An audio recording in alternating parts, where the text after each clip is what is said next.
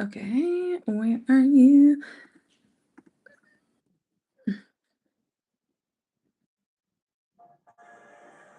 Wait, no, the interviews.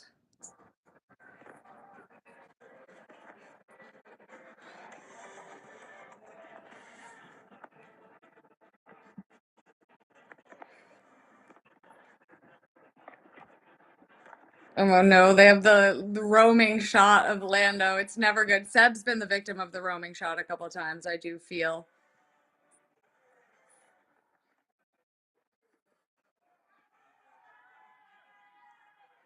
Carlos is so excited. And like the rest of them are just stressed.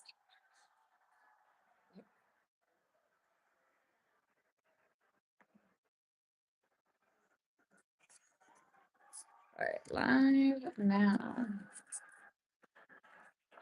I would love to be. That's the one thing we really gotta we gotta get on in this world is I want to live stream with the debriefs and we'll never get it. But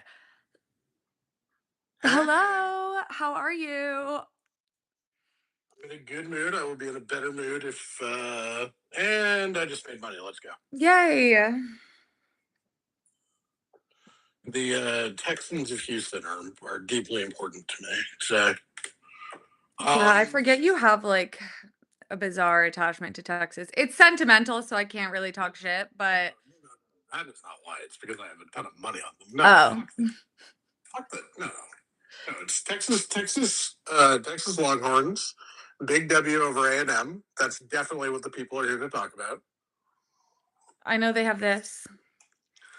Oh, come on, baby. And I do like the burnt orange. I am not a fan of warm colors at all. As a sickly, not just a white person. Like I am like blend in with the wall white. It is deeply in the winter. It's like, ooh, like is she ill?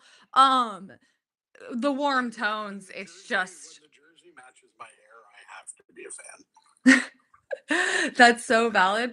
No, you're a green. I know you're a Green Bay fan, which is smart that you waited until a decent chunk of time into our friendship to like drop that lore because I'm like I do it's actually the worst trait about myself is that I like genuinely like sometimes I'm prejudiced against certain NFL You want to know something absolutely great?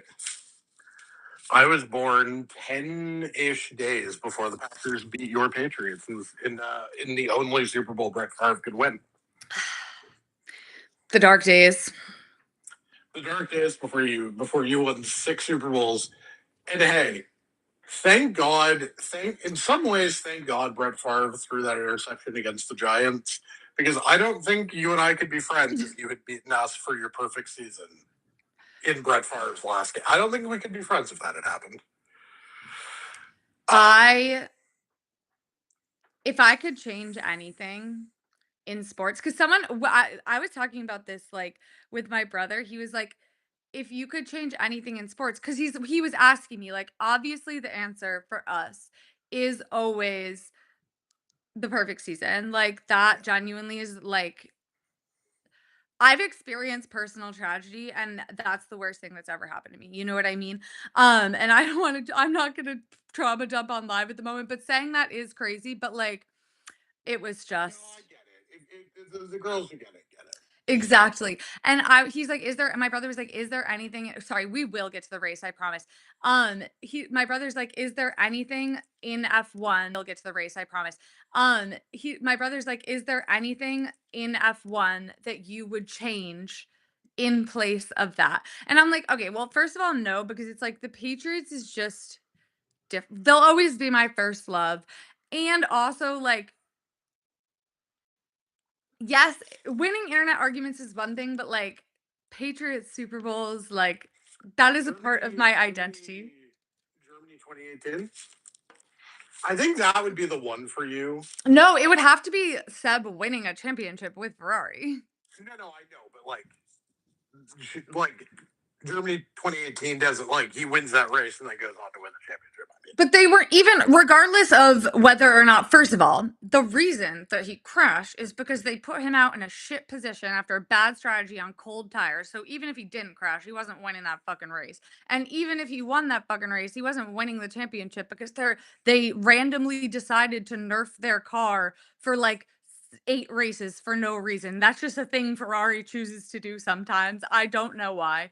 And they were like relentlessly they're doing, the standard thing that they do, which is like these aren't like the upgrades are great. And then they were like, just kidding, we're going back to Australia spec car. And by the way, the second they do that, Kimi Räikkönen wins his only race in his second stint at Ferrari. It's almost like literally if they just like he probably would have had a chance to seriously compete for that championship if they just hadn't developed their car at all.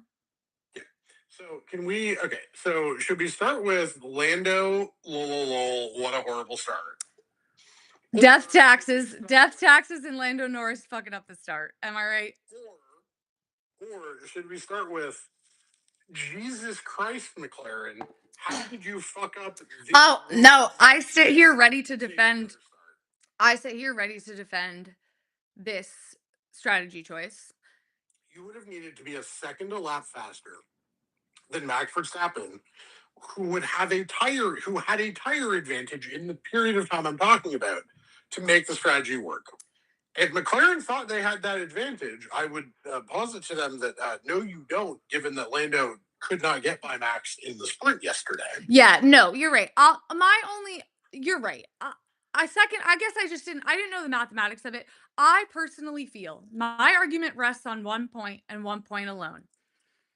That is that if you swap, what is going on? Sorry, my lip is like so red. I don't know why. If you swapped if you tried that strategy with Max Verstappen, it would work. Okay, but you don't have Max Verstappen, okay? No, and I say that at the end of my video. I'm like I could get away with I could get away with wearing a Speedo if I, had abs like Braxton Berrios. But you're supposed to be I don't have his abs. But that's your and my opinion of Lando Norris. They purport him to be Max Verstappen. Counterpoint. That's fine for you to say publicly. That is not fine for you to actually make dumbass decisions based on a false understanding of who your drivers are. Thank you, Ziggy, and my YouTube saying let's go point again. Here's the thing. Yes, I agree that it was on one hand it was a mistake by McLaren because neither of them are good enough to pull off that strategy. But counterpoint is you can't blame the strategy when be good enough. You know what I mean? No, you can, because here's the thing: Max could have made that strategy work. Is not the same thing as that was an optimal strategy. The optimal strategy. But you don't know if Max is gonna pit in that scenario. You know what I mean? Like, Lando knows that Max is pitting. yeah, that Lando should have. They should have. Where I do think that they deserve criticism is not having Lando do whatever Max did. Well, they should have split the strategies. Yeah. But the thing is, they were confident that they were right. And not only were they, when Lando said we should have followed him in, or why didn't we follow him in? I don't remember if he said it or if he asked it. Well, they were counting on the radio. Well, Joseph's on the radio saying this will give us more flexibility later in the race. Well, the thing is, they were counting on another safety car, low-key, is what was happening, is why. Congratulations. If your strategy requires 2 safety cars, then you probably should have just used the fucking first. Well, and also it's like that never works. Sometimes, but also you should be hanging it out for a safety car when you're Seb at Aston Martin in 2022, right? Not when you're competing for a fucking championship. Not when you are allegedly the fastest car and when you qualified when you locked out the front row in quali. Yeah, this is actually a good point. Someone in my YouTube said it was false optimism. They thought that they could they don't have Max and they don't maybe necessarily realize that.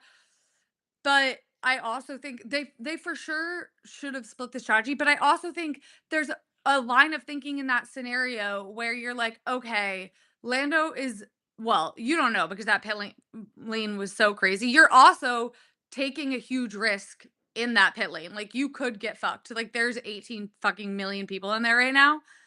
But Except here's the thing: you are at the front of that queue, that's true. so your chance of running into pit lane fuckery. You know who didn't? You know who was completely unaffected by pit lane fuckery? Max Verstappen. And the thing is, but if like also feel like from the McLaren strategist, on one hand, you have to be thinking, well, if he pits behind, we have to do something different than Max because Lando, if we both pit right now and he's just behind Max, like he's gonna, and so he shall remain. You know what I mean? Kind of point. Then have faith in your drivers that They having to well, only do one then pit you could stop. argue that about this strategy that like they are. One of these strategies is taking a safety car, and the other strategy is not taking a safety car. And taking a safety car is almost always No, it almost you no, it's pulling a gap, and it like almost worked. no, it Not with didn't. Max, not with Max. No, no, no, no, no, no, no, no, no, no. The first, okay, here's the problem: is that yes, the McLarens pulled acceptable gaps the first stint, right? Barely. What I'm talking about is they needed to think that they were going to pull a second a lap or close to a second a lap on Max Verstappen when Max pit the second time on 32. You needed to think that they were going to be that Max was going to be able to take that you were going to have a big pace advantage over Max with him having 7 lap younger tires, and frankly, knowing that he was going to have to take hards because they knew that Counterpoint, you should be able to overtake Kimi Antonelli. I mean, sure, true, yes. I'm not absolving Lando of the fact that he couldn't get on the goddamn podium. And a Williams. But well, he did end up getting by Antonelli because Antonelli decided to forget how to drive conveniently. He didn't overtake him. Sure. I mean, we're getting technical, but it's like Yeah. no, I mean, I agree. It's Rookie and Williams, exactly. The I agree that like By the way, Lando was only in this spot because he had the world's most obvious turn one model of all time. right. And here's the thing. I agree. Like to say, I did profit on. I agree that they should have split the strategy, but at the same time, I push back on the notion that it's like, oh, like McLaren totally screwed them because it's like, I don't know, in any championship, there are going to be marginal calls where you are going to have like that strategy was workable if you were a championship caliber. Workable if you had Prime Lewis, Prime Max, Prime Schumi. What you mean is a championship driver. That's Yes, that is what I mean. But here's the thing: workable under less than ideal circumstances is not the same thing as optimal. Okay. Did James Vowles get the Monaco 2019 strategy right just because Lewis Hamilton won the race? no, I'm not arguing that it was optimal, but what I'm saying is it wasn't like it wasn't the best choice. The race was not lost the second that happened by any Right. means. With hindsight, yes, it was not the optimal strategy. But I don't think it was like that crazy of a call at the time. This isn't Hungary hard tires situation. Look. I'll put it this way: when they didn't do it, I was like, "What the fuck?" So I did think at the time.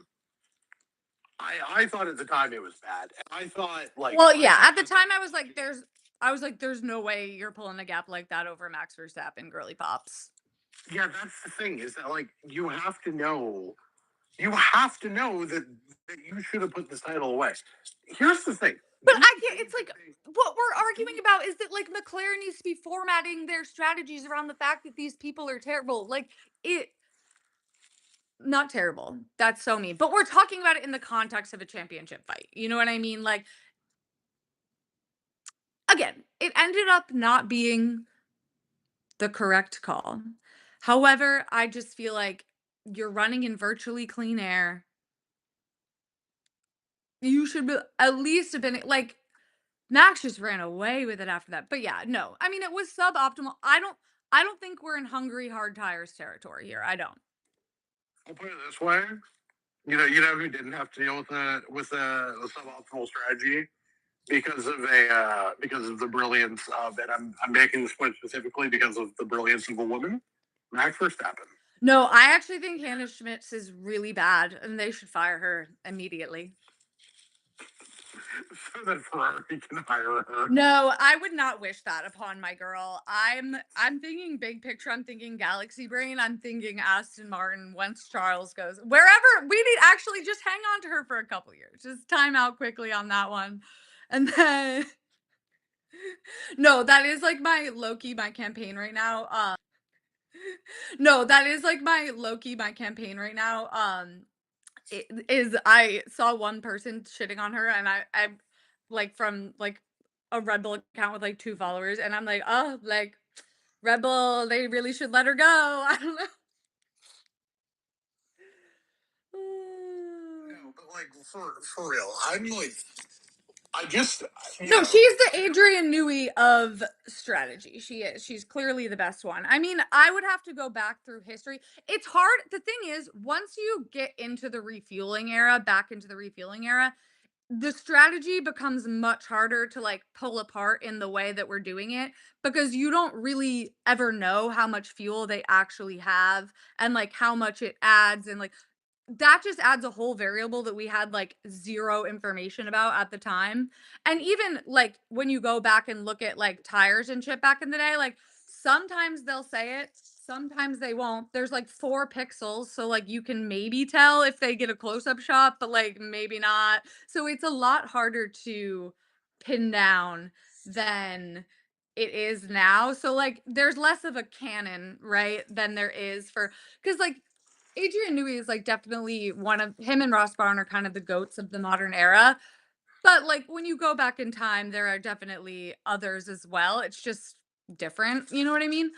But um and like Adrian Newey is works at like a real company with money. Like there were other factors before. Um but she is like noticeably better than the rest of them at her job. and I mean the reason I bring it up is that like there was like a 2 week stretch early in the year. Does Hannah Smith know what she's doing? I think like Yeah. in Hungary because they 2 stopped Max in Hungary when they could have 1 stop maybe. And so he wants to come to place. They actively put Max on a 3 stop. You know, Yeah. Well, I think a lot of the thrilled with, but it's just like guys, like you, we just need to remember that like she is the goat at this, at least the current goat, her current greatest on the grid for a reason, and we got to give that woman her flowers because she did not fuck it up. no, and I also think that like sometimes uh and I defend the late James Vowell's Mercedes era a little bit like this, which is like when sometimes when you're in the trenches, like you got to try some shit that you wouldn't that maybe is that's either going to make you look like a genius or when it doesn't work out, people are going to be like you're a fucking idiot. For sure, yeah. But I mean, Oscar championship for him probably not back on, but like, Well, he needs Lando to get 5th or lower, and he needs to win in order for Oscar to win the championship. so here's the real thing I'm mad about with Kimi Antonelli and why Kimi Antonelli is enemy number 1. No, he can't. He's at least he's not even top 5 enemies. No. But let me explain. If Kimi had stayed in front of Lando, and the running order in Abu Dhabi with 10 laps to go was Max, Oscar, Kimi, or Max, Oscar, Lando. McLaren would have had to decide whether or not they team orders Lando ahead of Oscar to win the championship. Because in that situation, Max would have tied Kimi on point, or would have tied Lando on point. Does Max win the count back? That's actually what I need to know. He does. He has more second places. No, he has more wins. What? No. Yes. The reason Max isn't in this is because he either was basically winning were in the trenches. I okay, I thought they were tied on wins. Okay, okay. But they wouldn't be in the situation. They wouldn't be in a situation Right, like he's in gonna Abu Dhabi. yeah, okay, you know what? That was really I'm very good at permutations when it comes to like this shit. I no, that was So, like I'm I'm thinking through the. that So was Crafty, dumb. Crafty did the they'd be tied, which means he'd win on count. Lando would win on count. No, they So said it's they're like, tied now. yeah, But but like they meant Crafty like tried. Yeah, but Crofty was like, trying to like he fucked up the fact that in a situation where the countback happens, Max has won Abu Dhabi. right. I At didn't which point, wait, did Max already take the lead on wins? no. According to Media Wire, This by the way, they were tied on wins until today. I thought it was they would be tied if he won today. Yeah, Regardless, either way, Max wins on countback in this hypothetical.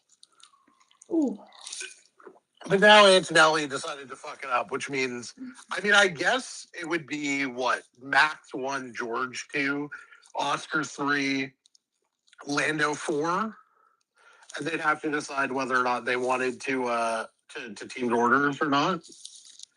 yeah. I do you think Oscar would do it? I was about to say, do you think Oscar would do it? Of course he would, but I wouldn't. I mean, do you think Mark Webber would let him do it?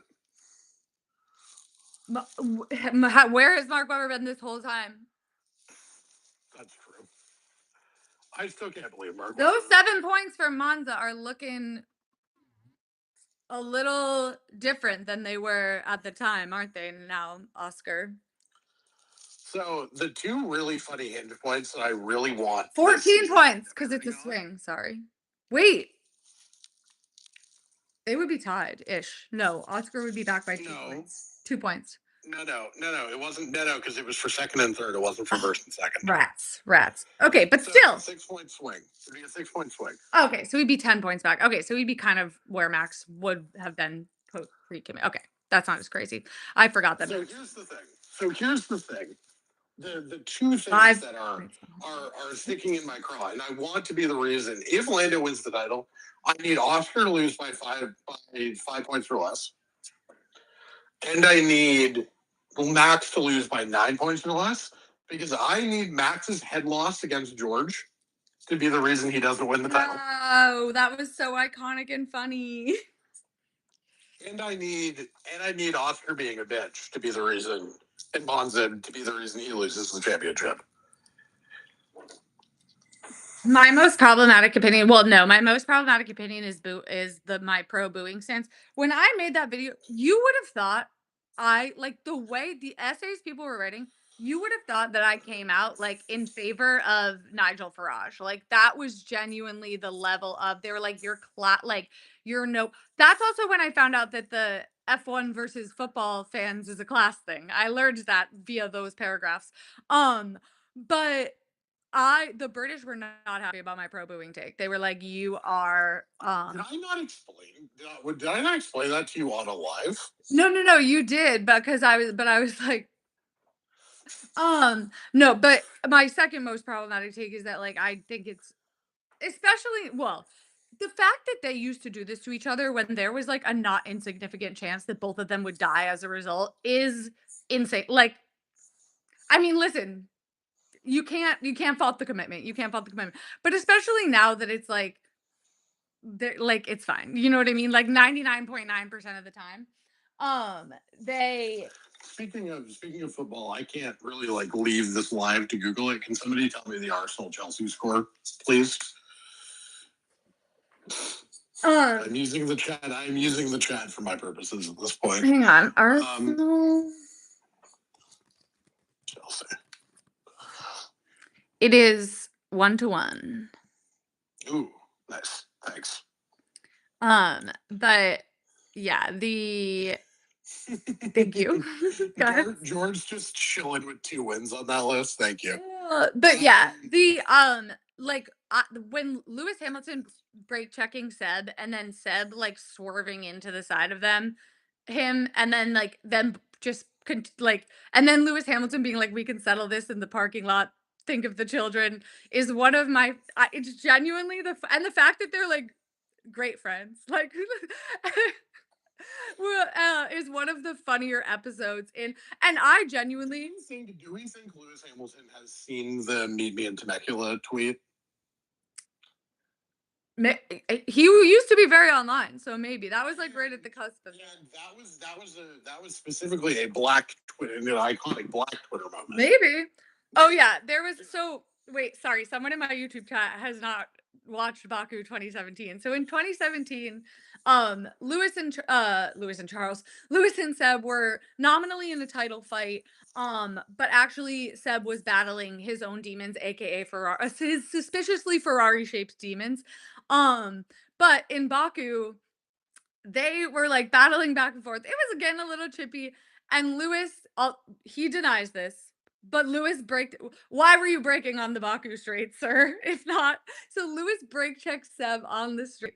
Seb, instead of reacting in any sort of normal or appropriate manner, decides that he's going to pull up alongside Lewis on the straight and swerve into him. They were both like nothing happened from it.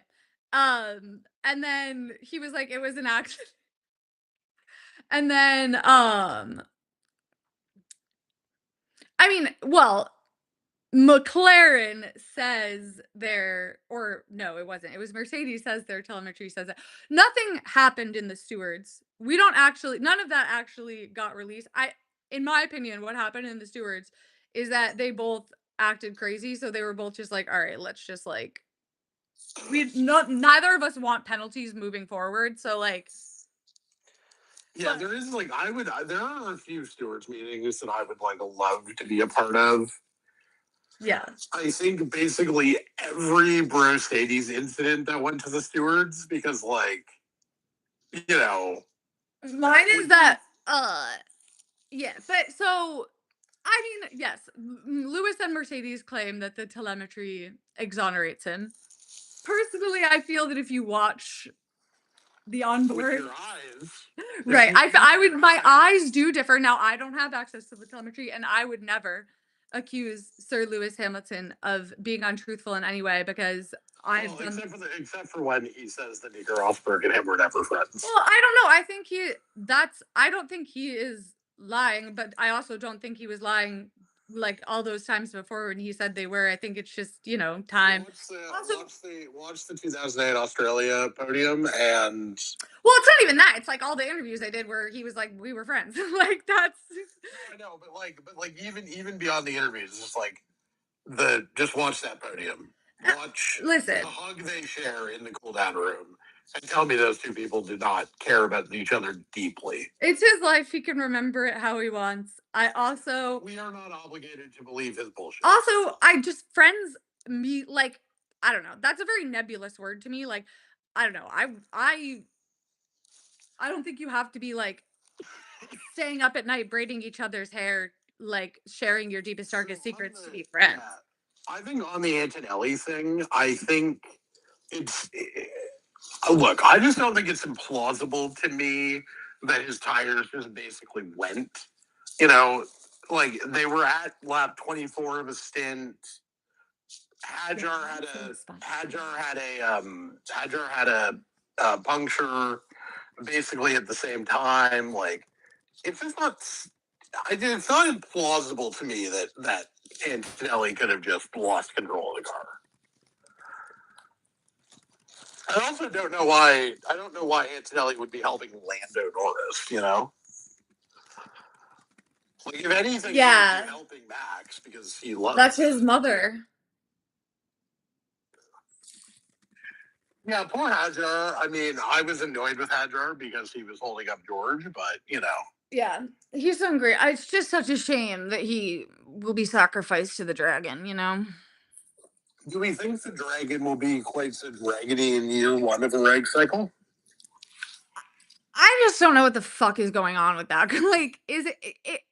I just think it's that car is so out of bounds. And I think that beyond just being a quick driver in general, Max Verstappen also has a semi-unique ability to adapt to very different kinds of vehicles based on like every just because he goes and does all this other shit all the time. You know what I mean? But so maybe if the car is like more human, you know what I mean? Do we? Yeah, like, do we think that he's like? Do we think they're going to be able to really like dial it up to like peak maxiness right away?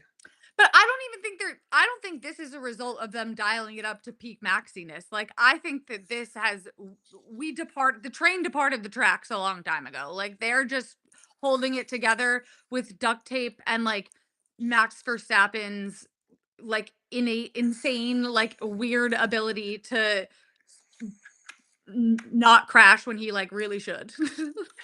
I mean, the thing about the thing about the Red Bull is it's okay. Well, you threw that out over the line of scrimmage, but okay. I just The think thing that about Max occasionally can pull off a lap where he doesn't make a mistake. And there are clearly laps where he does like quality laps where he does make mistakes because again, the car is just like so all over the place that like it's hard not to make a mistake if you're trying to be even like reasonably fast. And so, but I feel like that is like that's beyond just like how fast you are at driving the car. It's like he's fucking rallying out there. It's crazy. yeah, no, Max is incredible, but like I think part of what happened was that they realized that they could make a car where drivability is not important in the slightest, and you can go for raw pace. But like that was a process, right? Like Checo was better, closer to Max, Yeah. in 22, and then the first half of 23, and it was basically every But progressive upgrade. I don't think Checo got further and further away. but I don't think that Max doesn't want these problems fixed. I think that Max doesn't want these problems fixed if it's going to make the car slower. right. But I think it would make the car. I think at this No, no, no, we no, have been no. We literally know that Ferrari did not design the fastest car possible because they literally built a car for Carlos Sainz's drivability. real real and true. No. They That was crazy. No, I don't think you should make your car slower, but I do think at this point, we this entire season have been far beyond the point where making it more drivable would make it inherently faster because when you're losing half a tenth every other lap from sliding, it's harder to make the tires work. It makes you less flexible on strategy. Like we are well past the point where adding drivability would make the car overall faster, even for Max. So here's the thing. I think the interesting thing would have been if this car, if it wasn't the end of a reg cycle, right? Yeah. Because it would have been a lot No, more they're telling getting bailed out because they don't know how to fix. They discovered a because problem. what they've been doing, I don't know if you've ever, I know that you have, but I don't know to what extent you've like spent a lot of time in Excel. Oh, But when you're fucking hacking shit together in Excel and you're just like having to like, but now none of your formulas make any sense, but it works in a very specific construct. But if you change precisely one thing, it will completely fall apart. yeah, And so they are kind of getting bailed out by this reg cycle change because to use your Excel example, it's like if it's a it's a new sheet. you're right, and it's like if they had this huge, massive data set that is like kind of poorly labeled, and they realized they had a problem, and then the guy who was in charge One person and the guy who made figure out what the fuck any of this means. right, and the guy who made that entire sheet and also is probably the best suited to fix that problem disappears overnight. So, Yeah, because that's the thing. Like people always are like, Scrimshaw, when are you gonna like, can I see like your Canadian, election model? And I'm like, I'll just tell you what you want to know. And the reason is that the sheet is such a fucking disaster for like that it's completely unreadable to anybody who isn't, like completely insane. what? Wait, sorry. Uh Someone just texted me. Okay, sorry. That's so random. Someone just texted me that there was uh Oh, you're Anyway, back. something You're about back like for like something 10 seconds. sorry. But but yeah, it will be interesting to see how they go next year. I mean, I think they're going to be kind of nowhere. I mean, even if they like the engine and the arrow are both like big kind of question marks. I mean, they're like a real unknown for me. I feel like the most likely is that they flop completely, but they also have potential to be in the mix. Do you want to argue with me about something? Not argue with me necessarily, but Are you I gonna do went your I Are you gonna gloat about the Mercedes engine again? no, well, not directly. I have made my tentative going into this season list of the 11, what I believe the 2026 Constructors Championship will look like. Would you like to How do debate people this? even make predictions? I was drunk and bored. That's fair. Okay, I'd love to know. I needed something to do while watching Joe Burrow destroy Lamar Jackson's My life. thoughts on John Elkin is that I think I could beat him in physical combat. You're from New England. You're from the greater Boston area, or close enough to it that I'm just calling it the greater Boston area. I wouldn't. Yeah, I just say I'm from. Take that fight. Unless you're from Boston, Unless you're from Boston, I'm from Boston. You know what I mean? Yeah, exactly. So Mercedes number one, McLaren number two. I am choosing to believe, even though that's Okay, slightly insane. I support you. Aston three, Yeah, I agree. Williams four, Vowels, the engine. They have two good drivers. Ugh, yeah. Ferrari five,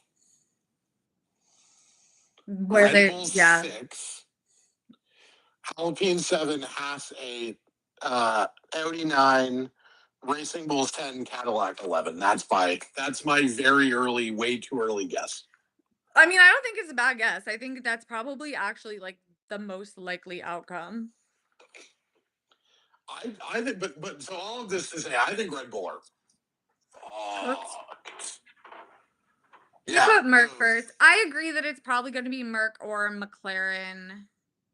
Look, I am just choosing to have optimism in George Russell, but like I think one and two you could. Oh no, I think You if can they're make cases for both of them. I think if they're anywhere even close, George will walk them because think about how like that Red Bull isn't close, you know? No, and nor like the fact that like 9 races have been won by non McLarens is pathetic. 9, like none of them are even really like lucky, fluky late safety car. Imagine going like we really gloss over it, but like imagine going back to Australia. McLaren have not DNF from the leads this entire season. Yeah. Anytime Max Verstappen's tires aren't actively decaying from underneath him after like one corner and or he is like it's sometimes I watch it's worse with the Ferrari onboards, but I'm like it feels like they're driving on a different surface than the other drivers. No, for sure. Like that McLaren is on rails and like kudos to them, but I just think like Max is if you get and like I with George we don't know, right? I always say like you can be a great midfield driver, but like when you have a race winning car, it just is different. And that's what really separates from like obviously all like Oscar and Lando are like in the big picture of race car drivers, but also just F1 are excellent, right? But when we get to that top echelon of like, are you like a championship caliber driver or are you not? Like, you really can't tell that until they have the race winning car on a consistent basis. And like, we kind of got to see it, which that's why I have more, not to ignite, like, you and me are not like this, but like, the George Russell Charles fan wars, like, guys, you're just arguing because you like arguing, which to be fair, I get. But no, it's so stupid because like fundamentally neither of them have had a truly, I've never had the best car for For more those than a 6 month. races, Charles did amazing. Right, exactly. It just doesn't Like, reflect so in the points because he his engine exploded from a, like, I mean, there's not no such thing as a surefire P1, but a pretty surefire P1 twice in 6. Spain for sure was a P1. And then they nerfed the Portugal, car to appease the evil trio of Carloses. yeah. Honestly, I do think it's basically safe to say he would have won Baku because Max would have had to make a one-stop work, and I think Charles would have had enough pace to pass him on the two. Yeah. No, that's true. Max's engine did explode too. I'm just saying that I think that the only reason. Okay, but Max's engine in Australia and in Bahrain died from second, not from first. And my thing is just like we got like a glimpse, right? And it reminded you of the fact that Ferrari will always find a way, baby. They will always find a way. It doesn't matter if they're good. If the car's good, that's actually what's about to happen to you is actually a lot worse. Um and but in those races I feel like we got like I am very proud of the way that Charles delivered in that faintest brief period when he and with George, we just don't know. We just don't know. So, but I do believe that I mean, I don't think he's Max. I don't think anyone is Max, but I believe that he is close enough to Max that if the McLaren is even I mean, Mercedes is even kind of on par, he will dog walk them. Yeah, because the thing about George is that, like, unlike Lando, now He could I be think, Max. We don't know. We don't know. But I I wouldn't bet on mean, anyone being Max, just like I wouldn't bet on anyone being Lewis. but Just that's the thing, not being as good as Max Verstappen is not really that much. Like, no, George Russell is not as good as Max Verstappen. it's fine. It's like when the Lewis fans are like, "Oh, like they try to shit on Seb and they're like, Sebastian Vettel isn't as good as Lewis Hamilton." I'm like, I don't think Congratulations. I don't think anyone outside of some wildly questionable 80-year-old men in Germany thinks that that's the case. You know what I mean? Like I don't. Oh, like I'm not as hot as Gigi Hadid. Like, what are we gonna like? Okay, he's still better than like every other Formula One driver except for like 5. Like, it's not, you know? Yeah, no, exactly. There's this weird thing of like, you know, George fans have tried to claim that, and less so now, but like earlier, before Max sort of had this surge of victories, sort of Monza on, like tried to do the like George is actually having the best season. No, he wasn't. He's having a great season. He's having an amazing season. I'd argue he's having the second best season of anybody on the grid. Bar He's 2020 not having a better season than Max. Bar 2021, which regardless of the crimes that occurred, Max in the lens of Max's performance, it was virtually flawed. It was as flawless as you can be. And I think that like to rise to an occasion, if you're going to beat Lewis, that's what you have to do. You know what I mean? And you're probably going to need a little bit of fate on your side as well because it's Lewis. Well, But and especially because he had a bunch of bad luck, right? If Lewis, yeah, if Lewis, if Lewis can't, if Lewis gets a puncture and has to pit in Silverstone, and is at the back of the queue for the red flag restart, yeah. and not second or third. I don't remember if he was behind Bottas or not. But like after the restart, congratulations, Max would have won that. Would have walked to the Yeah, championship. but that's just I mean, you can do that for that's type like I don't really believe I'm just saying the Silverstone Bottas bowling of it all was really bad luck. no. And so this is why I don't get that outraged about Abu Dhabi I mean, 2021 because it's like, okay, cool, the luck balance. I do and I don't and I agree with you in terms of that like I believe genuinely that things that are truly luck, like no, and I'm not talking about Ferrari's crimes. People are like, oh, it's such bad luck. Charles's engine exploded. I'm like, no, they're not supposed to do that. Like, no, um, that's not luck. That's Ferrari. But in terms of things like punctures, the sandwich bag flying into Fernando's car, the FIA's greed arbitrarily impacting the race, the weather, like those things do all balance out in the end. And even like your opponent getting like Lewis having one more engine DNF than Nico in 2016. All of those, I do believe that like the give and take, like that all evens out in the end. Like, I mean, yes, here's the. I mean, if you want to play this game, Felipe Massa's fuel hose. right.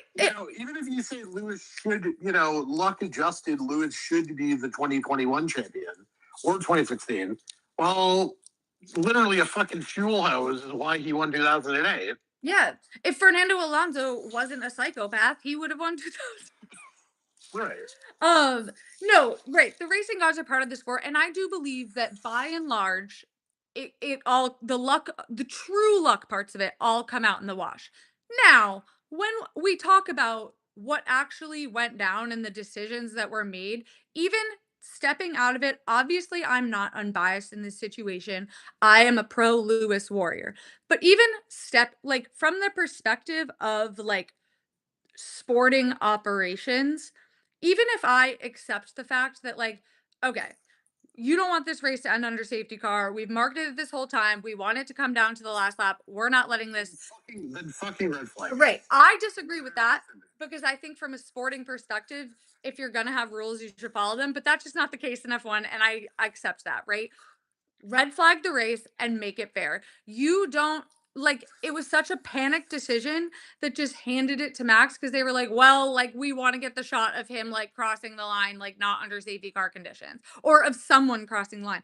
And I do think like, which is so funny because I think that they don't, it's still going to go down as a great season. People still love it. Like there were really good races. Like Lewis and Max are both legends. However, I do think they turn it like it's so funny in their attempts to prevent the season from being tarnished by a lackluster ending. They times a billioned it. You know what I mean in the end? Whereas if you had just red flagged it, fuck it. Don't even send if we're getting weird with it, don't even send the rest of them out there. Just have Lewis and Max do a 2 lap, you know. Yeah. Like who cares? Because if we're doing it artificially, which they did, do that and make it fair. But that was a case of poor race management and the FIA's greed, both of which are as much a factor in this as the rain. Like I don't think it takes anything away from Max Verstappen, but if I was Lewis Hamilton, I'd be mad about it forever. And on his behalf, I shall be mad about it forever. For sure. Check Twitter. I would like you to do a dramatic reading of the Ted Kravitz quote about McLaren that I just sent to you. Okay. Ted Kravitz. Normally at the end, normally, I'm just kidding. Normally at the end of these races, I speak to Andrea Stella or Zach Brown quite quickly. They are shell shocked down here at McLaren. They don't know what to say. They have gone down to the back of the garage. They said no interviews until after the podium. They need to go and understand, get their ducks in the row, and explain this all away. Silvio would never. Silvio would have a line ready to go. That's all I got to say. Your propaganda department needs work because Also, like, literally, Will Joseph gave the line on, like, two landed doors during the race. We wanted the flexibility. We didn't want to be locked into the same strategy as everybody else. It didn't work, but we thought it was a risk worth taking. How is that a complicated line? yeah, no. I don't. mean, I can't believe the championship is really going to come down to whether or not George Russell decides to be good next week or not. George. Really Look at iconic. me. Look at me, George. I will stop telling people that you're an American secretly pretending to be British. Please. We need you in this moment. In Like, this time. we need Mercedes, like, pull up the fucking party mode engines, like, turn up the wick, somebody sabotage whatever the fuck. But, like, we need a fourth car in the mix. My mom's Because idea. My mom was like, "You should have them. Somebody should sneeze on Lando Norris and give him the flu." I was like, "That's a crazy thing to jump to. Like, that's you just went straight for biological warfare." I was like, Counterpoint. Don't like. Is there a chance that Lando being sick would be the like that he would have the Michael Jordan Jordan flu game. Yeah, you don't want By the way, can we talk about the fact that that wasn't a flu game at all? He was just hung the fuck over. to. Oh, yeah. Well, wait, do we actually know that? Yes. Okay. Well, His teammates have confirmed it. Then an all-time branding win, honestly. No, it's fantastic. I mean, here's the thing. I could say Charles Leclerc do something, but If that's where our hope is resting, we're in deep, deep trouble. I mean, the Ferraris are usually good around Abu Dhabi. They're literally so bad right now. Double Lewis Q1 elimination. How was that? But remember, he's right on Charles's tail. Well, first of all, he was. Second of all, Charles has more experience driving what can only be described as a golf cart around. This is Charles's valuable experience he gained in 2020 paying off. And I'm dead serious about that because when you watch the onboard, they're not even driving in a straight line. Like, it's actually crazy. Like, the fact that both of them drove 57 laps around and weren't in last place is like actually crazy because the onboards are like they're swerving down because they're like constant. That's how much they're catching themselves that it looks like they're swerving.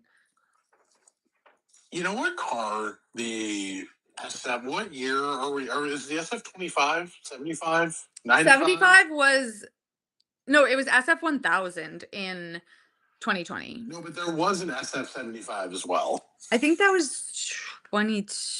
I don't know. You know how I feel about the car numbers. Ferrari needs to pick a naming convention. Okay. It's honestly the worst thing about them. Pick a naming. No, we switched to I forget what maybe 75 was. You're right. No, 75 was because it was Ferrari's 75th anniversary in F1, I think. Great. Congratulations. And now we're back to SF 24, 25 and stuff. Okay. Because you know who has a great naming convention? Mercedes. I don't fucking know any of them. Mercedes is great. It was the W1, then the W2, then the W3, then the W4, sequentially from 2010. They have used one numbering convention. It's fantastic. I love Mercedes to the day I die. No, I like them keeping it. I will say, the car names, this is not even just an F1 thing. A problem. Ferrari, and I hate to give them credit, as the corporate sales road car side of Ferrari is doing a good job. They are what they are. They're great at it. And you know how I know that they have the prettiest, most fun, sexy cars is because you would not catch Charles Leclerc driving around Monaco in a McLaren, but Fernando, Lando, Max, they're all driving around Monaco in Ferraris. But I mean, at least Fernando's was probably given to him. Well, no, maybe actually, probably not because Fernando lost drove for Ferrari like a billion years ago. But they also name their cars just names. They give that it's like Portofino, Spider, whatever. That's good. I like that. The McLaren. You don't love the Chevy Bolt. No, I respect a regular name. Even the RAV4, I'm like, okay, I don't like that there's a number, but why are half of the car names just zip code? It's like a postal code. It's like the Mercedes road cars. The Mercedes road cars being like XLR 43. It's like government agencies out here. But anyways, so do you know what car the SF-25 reminds me of? Exactly. Dumb. Sorry, what were you saying? You know what car this Ferrari reminds me of sincerely? What? The last George Williams car. Yes, I'm not. I know.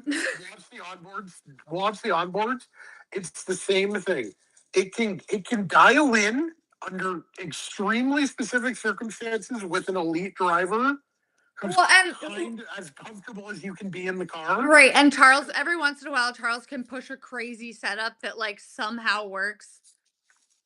Same as George that season. Yeah. But like the sheer number of Q3 or Q1 and Q2 eliminations, the feeling of like, how the hell is this tractor in Q3? You know, it really feels like a back of the midfield car that Lewis is doing quote unquote what it should, and Yeah. Charles is doing so much better. Yeah, but Yeah, it's almost like changing 99% of your car year on year was a bad idea. also Ferrari were like they were them being like we're so great toward the end of the year after they did the 2018 thing where not quite as dramatically, but they nerfed their car in the middle of the season, refused to admit it for 5 races, and then we're like, actually gonna use Silverstone as a test session because like we're so fucked. And they just like won a decent amount at the end of the year because like Max and Lando were doing their thing. But and also it was just like they benefited strongly from the Red Bull situation, and Mercedes hadn't. Mercedes were nowhere. Right, like, last they year. didn't do their usual thing of, like, getting their shit more together over the course of the Well, no, season. they did, but the problem with Mercedes was that basically Mercedes were either P6 last year or winning the race. Right. Because like Mercedes won 4 races last year. Yeah. Silverstone and Spa for Lewis, Austria and Vegas for George. But yeah, no, like But, I mean, Mercedes. I will say, I'll give it to them, they were, like we were in P3 hell, not P5 hell, you know what I mean? Like, so it was they were more there to, like, pick up the scraps in the way that a Mercedes is this year, but they were not, like and they clearly the thing is, they clearly So Ferrari won 5 races last year. One of them was because Max DNF'd. yeah.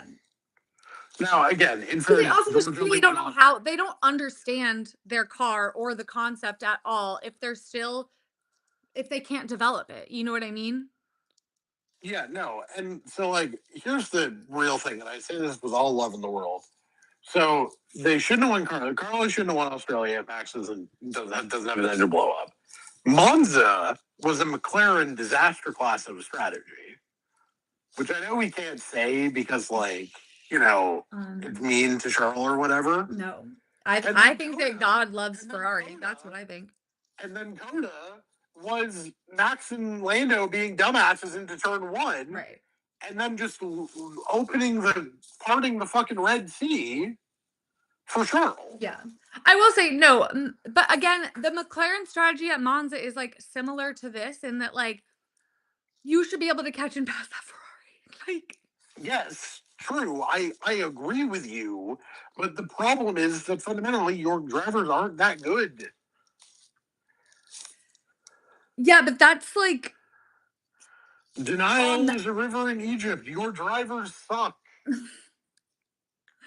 uh, Again, and I'm not saying that to shade Charles. Like being there to take advantage of people in front of you being terrible is like the mark of a great driver in a not great team, right? yeah.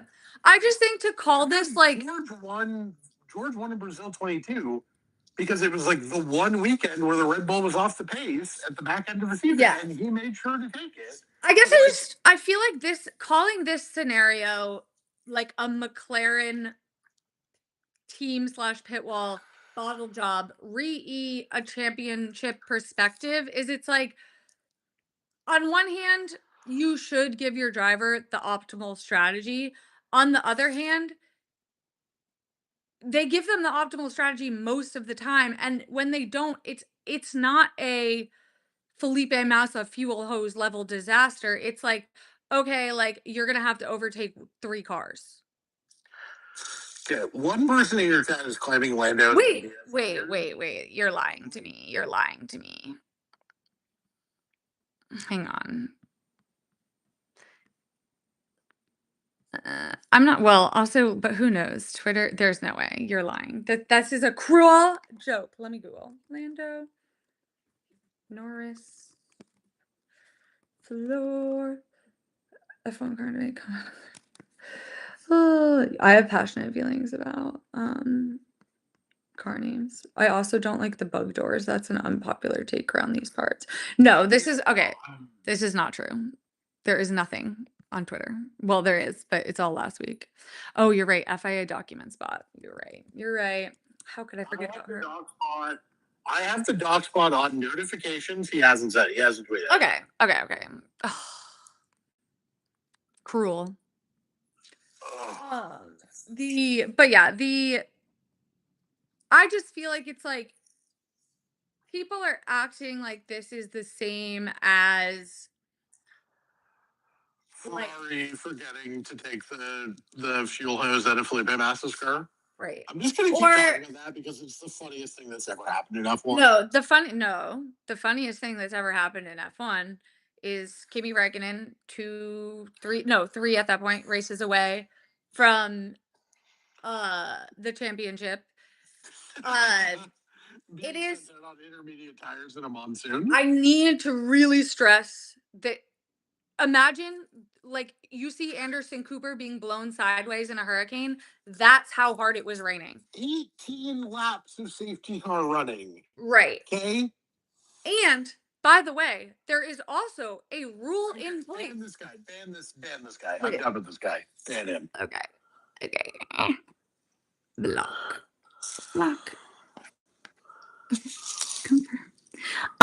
Okay. So so not only were intermediates not the correct choice of tire in that situation. An illegal choice of tire. Charlie Whiting, not only is it in the rules that if you start behind the safety car, you have to start on wets. Charlie Whiting sent all of them an email that says you must start on full wet tires. So Ferrari, I guess by the way, it has to be an accident, right? Like just send it to the team. Ted Kravitz has the email. Right. The fact that he loved telling us. It has to be an accident, right? Because there's no way they thought they were going to they had to have the tires, they mixed them up and they just didn't notice, I guess, before they drove out there because there's no way that they were going to get away with that. Like you can see he has eyes, you know what I mean? And also number 2, even if you could get away with it, which again, you weren't going to, even if you could get away with it, it was a terrible move. Like you wanted to be on full wet tires. Again, it was sideways raining. And also, so then Kimmy and Felipe, who were on the front, had locked out the front row, had to start from the back for no reason. Didn't they lock out the second row? Not the point. Did very well. Had to go right. Right. And they're lucky that fucking that Lewis and Fernando both crashed out of their own volition.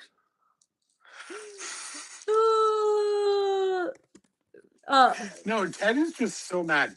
He's just so indignant from the pit lane the whole time. He's right. It's crazy.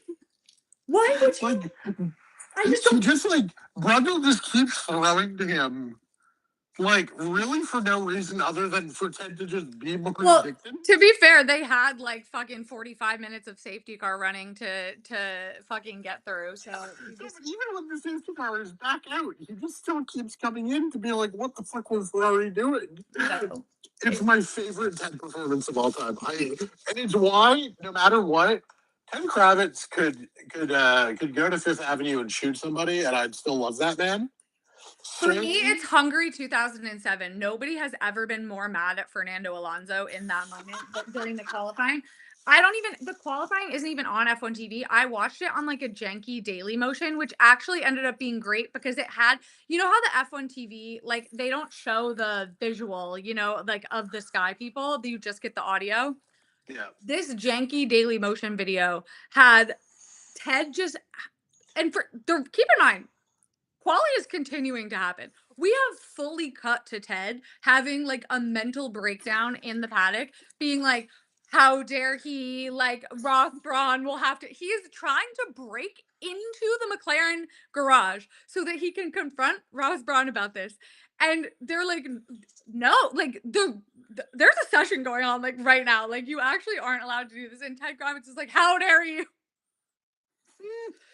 Listen, he's right on the issues. I don't care if you're crazy and wrong as long as you're right on the issues. And the issues are Lewis and Sebastian Vettel. So, and Charles is kind of. I mean, honestly, it's slightly shocking And that Nico. the that a member of the British media was pro Lewis Hamilton in 2007, given, I'll say this. Ted Kravitz has always been a Lewis rider. And he gets like like sometimes I feel like during the Mercedes flop era when they were just like kind of nowhere, everybody was catching strays from the Lewis people, which like I get. They were in a time of hurt. They were in a time of uh like they were lashing out and I respect that. But it would literally be like they would get so mad at people. It would be like Ted Kravitz being like tough day for Lewis Hamilton and like they would take it like they were shitting on him and I'm like no, like at a certain point you do have like you do have to talk about what happened on and like Lewis Hamilton would get in the qualifying and be like he's like, I'm the worst Formula One driver to ever exist on this planet. I can't qualify. I'm slow. Like, I hate this. And obviously, he's just being dramatic, as is his right. But I don't think it's then crazy out of pocket. I remember Nico getting in trouble with being like, obviously, it's not, I like, it's, they're like, oh, like, Mercedes are like whatever. They were like fucking. I think they both actually missed out on Q one maybe whatever. And he was like, obviously it's not ideal or whatever. And the fucking Daily Mail published no, maybe it was GP blog. It was like Nico Rosberg colon Lewis Hamilton's performance is not ideal. Like, come, that is not what he's saying. Like, come on. He's saying that qualifying fucking P15 is not ideal, which is just a very banal factual statement. But like they would do the same thing to Ted and everybody. And I'm like, guys. But he is, I will say, he is he was in an early days Lewis apologist. So was like Crofty and Brundle were never they were always like somewhat but the difference is that Crofty came in once Lewis was already a world champion, yeah. right? Like Ted being like a day one ride or die Yeah. is kind of funny. I wouldn't describe Martin Brundle as like a day one, but he's always like he's staunchly pro British. Like especially at that time, he was pretty open about it. So 2007's a hard listen on the Brundle front because it's so obvious that he is deeply conflicted yeah, by love of human and of country. You know, yeah. No, it is. He wants the British driver, but he also loves. He loves Fernando, but I will say that's part of the reason why I a little bit do say that I wouldn't say a day one rider, but like he was always pro Lewis because he was like he had a Fernando Alonso foam finger basically in that time period. So the fact that he was still He wasn't anti. He was never anti Lewis. right, like Given the Fernando of it all, he is as good as you were going to get. right. And then once it's Jensen, he I feel like is pretty fair to both of them, but also like low key shades. He's low key like Jensen isn't that good, but I like him. I mean, Not really, but he makes these little comments here and there that I'm like, jeez. Oh my god. It is very interesting, like the dynamics of it all. My favorite is always the 2010 clip. Keep in mind there are 5 drivers competing for the championship.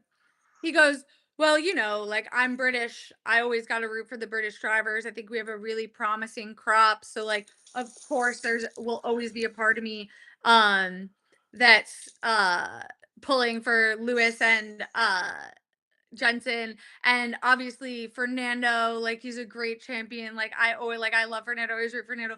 But and, like, the whole point of this tangent, they're talking about Mark Webber, he's like, "But Mark Webber, like, what a story it would be. He's just such a great guy. Like, he just brings a smile to he always has a smile on his face, brings a smile," whatever. Basically being like, "I like to drink with Mark Webber, so I would be happy for him."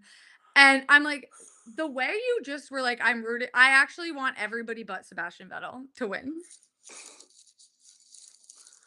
The Germans aren't still flying overhead, but also he loves Michael Schumacher, so I'm like, it isn't a German thing. Like, why does No. he hate Seb? I think it's that Seb isn't very like chummy and he doesn't play the game. But I think he does. I maybe not with I will say all of the I will say, like, maybe it is kind of funny. It's like Seb was like a lot because he did play the game with the reporters, but also like usually like the female reporters and like he's gone to like it's so funny because people always use that clip of him and oh my god, is it Rachel Brooks or is it a different I'm struggling to remember her name. I think I'm gonna say Rachel Brooks. Sorry if it's another brunette. Lee McKenzie. Lee McKenzie. Oh, sorry. I knew I was doing that too. I'm like, and there's like a couple other ones, and it's like one with Natalie, and I'm like, and it's like, I think like Seb was like invited to like both of their weddings, and like like when he retired, like they posted these like glowing like whatever, and I'm like, it's almost like that with that kind of stuff, it's about your relationship with the person and how they feel about it. If only there was a word for that, consent. Um, and it's so funny to me because it literally is the college humor Tom Brady sketch come to life where like this ugly guy like asks the girl out and they're like sexual harassment and like the Tom Brady does it and like it's like okay and it's like framed like a training manual and I'm like you guys are you're so close to the point. You're real.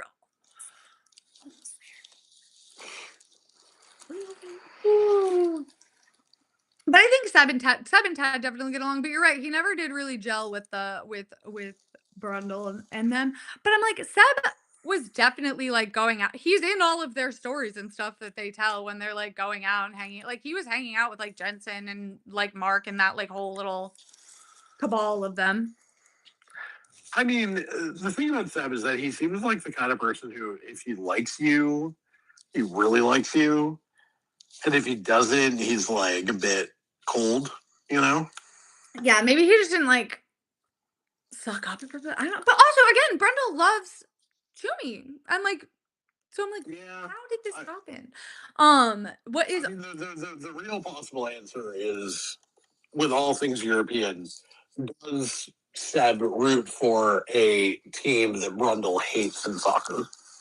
he roots for FC Eintracht.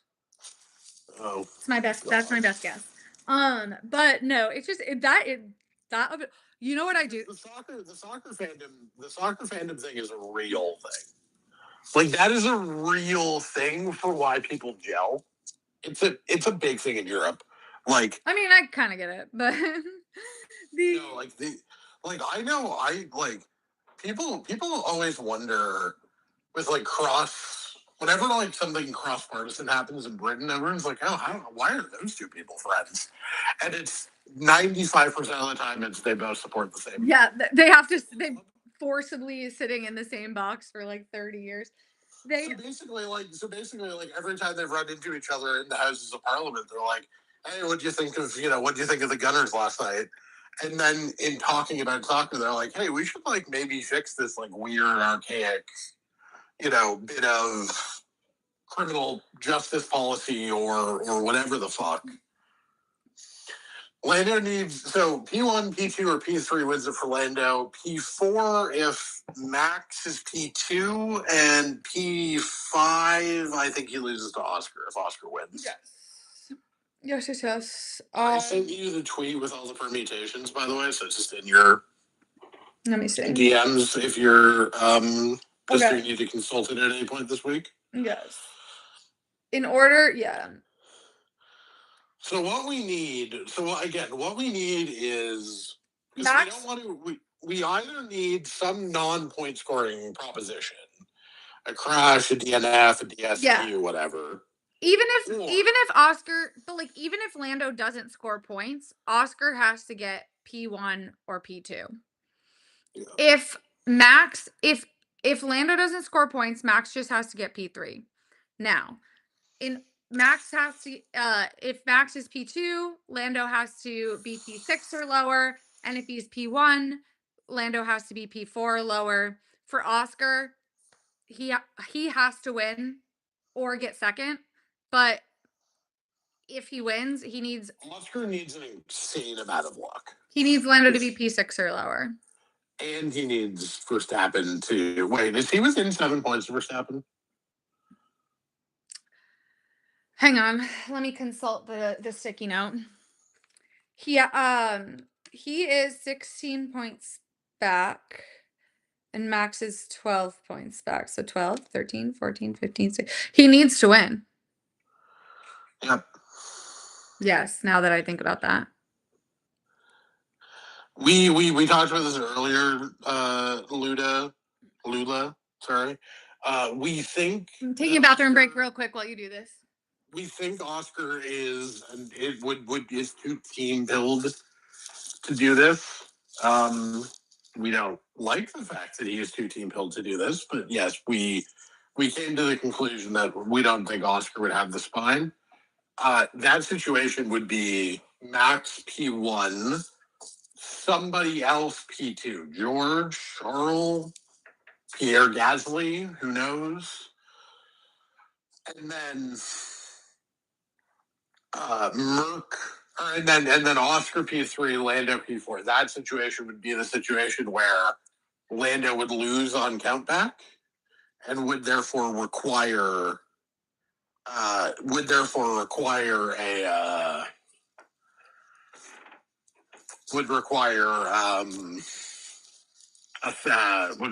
Lando to or would require Oscar to give up the place to Lando. I had an epiphany. I had an epiphany. This about when you're talking about like the team orders of it all or whatever. This is Brazil. Well, it's a little different because Oscar can theoretically win, but it is. If I was going to come up with a comparison, it's Brazil 2012. Like Oscar, Max is Fernando, Lando is Yeah. Seb, and Oscar is Mark Webber. I mean, obviously, it doesn't line up. Like, I'm not saying narratively, like, those people align with those other people. What I'm saying is, like, the situation, because, and quite famously, I have a whole YouTube about this if you are uninformed. But Mark Webber, where I prove my point, with some Charlie Kelly esque diagrams, the Mark Webber basically shoved Seb up the inside and completely sabotaged him at the start and allowed Fernando to go around the outside on both of them. I just don't think that Oscar has it in him. Which was a crazy move by Mark Webber, by the way, because he was 100 points out of it. So like there really wasn't even a reason. The reason is that he was besties with Fernando. Yeah, and he fucking hated Sebastian Vettel. But Yeah, by that point, yeah. sucks to suck. Yeah, because Red Bull sabotaged you by my helmet. um, because Red Bull sabotaged him in 2010, which I don't have time to get into right now, but I'm sure everyone can guess my opinions on the factuality of that. Yeah, no, I mean, Mark Webber wanted them to do team orders. They didn't do team orders, and he considers that to be sabotage. Yeah, no, it actually very much is like the Lando of it all, in that like he considers himself wronged if McLaren don't favor him. Like, you know what I mean?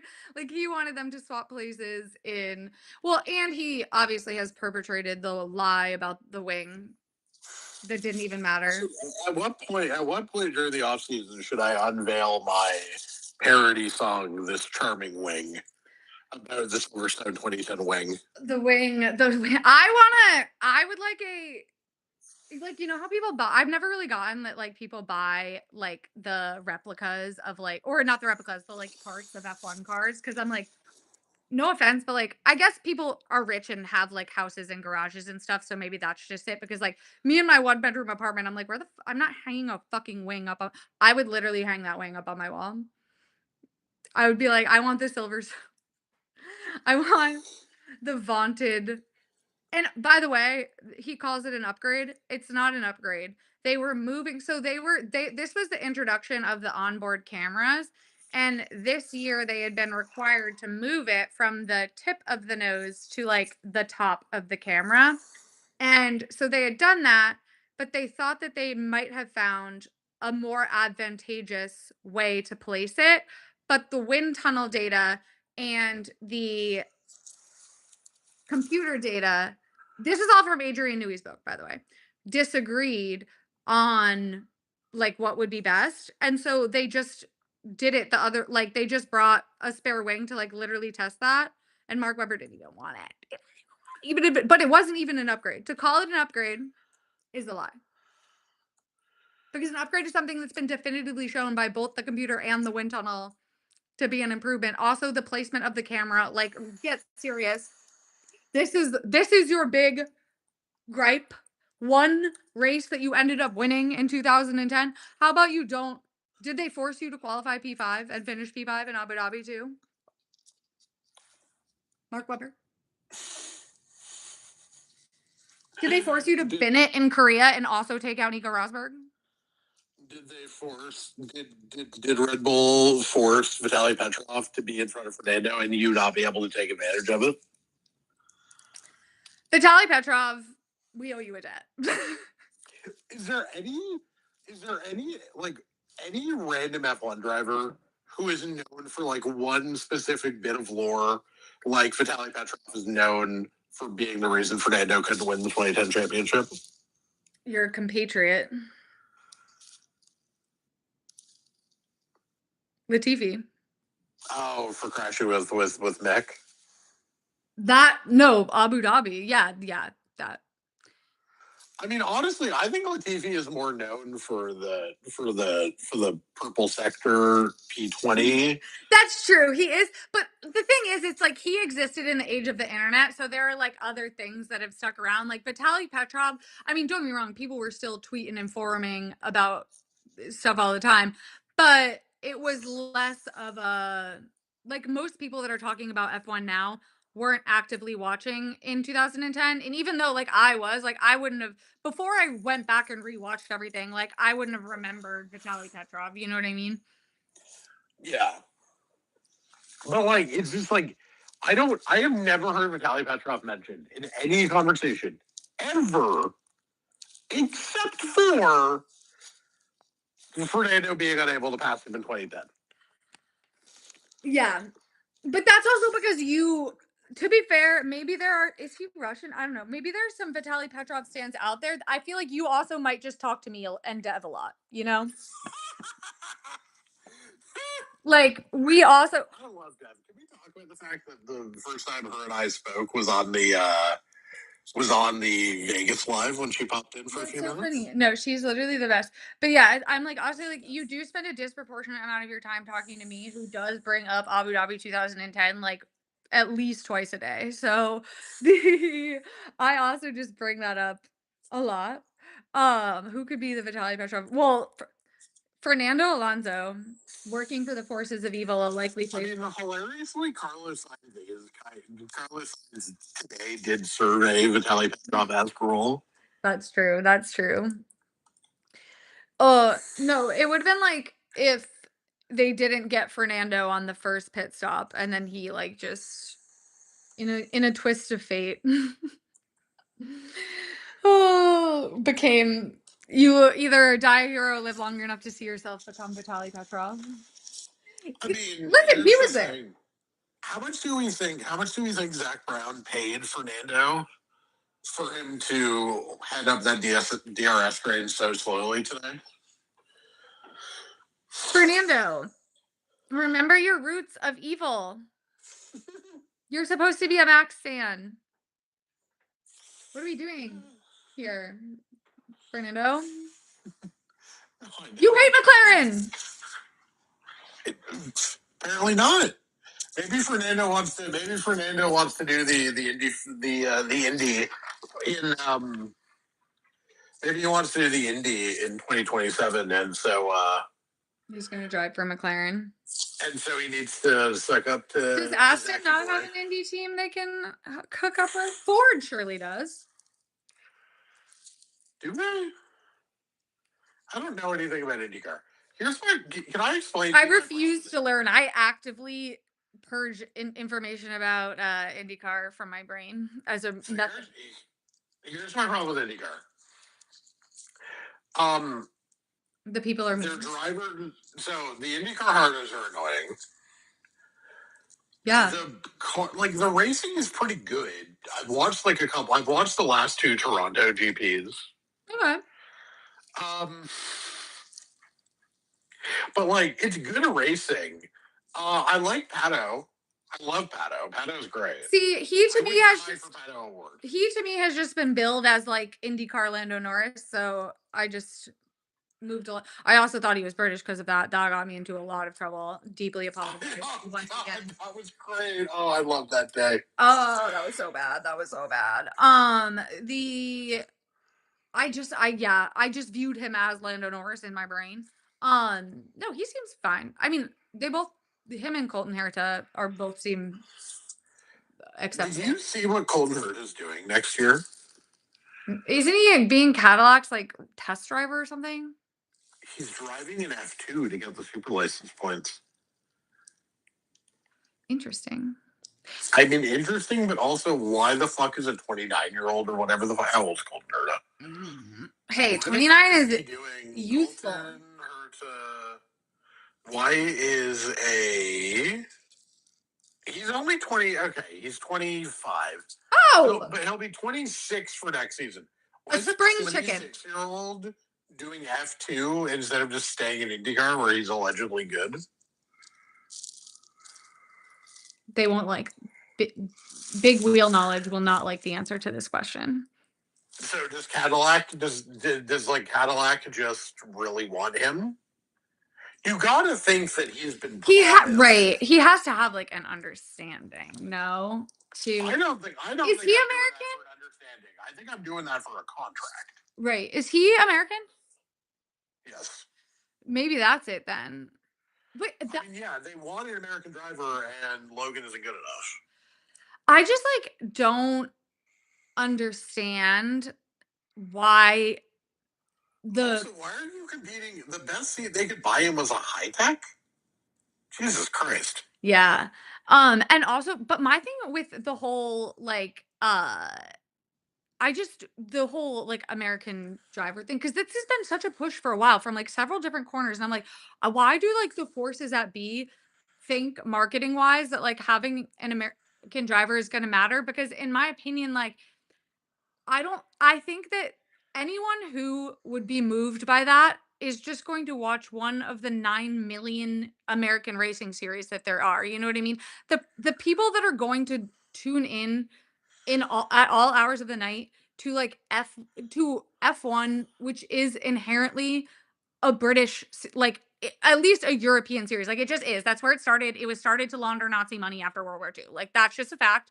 And yes, now it's become global. I do think that I like that they go all over the place. You know what I mean?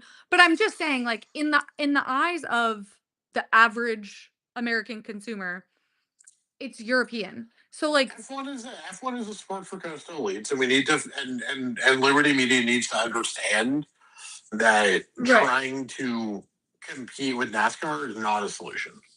And it's just like I just don't think that people, and I get the logic because like viewership in like European country like Poland with Kubica, and even with like Germany and Michael Schumacher and like Seb, and it very much is tied to like, if outside of like some major powerhouses, if and well, also the TV comes into it. It's like hard to compare these ratings, but it does align more like that. But I just feel like weirdly, but the one place where that never worked, no one in Canada gives a shit about Lance Stroll.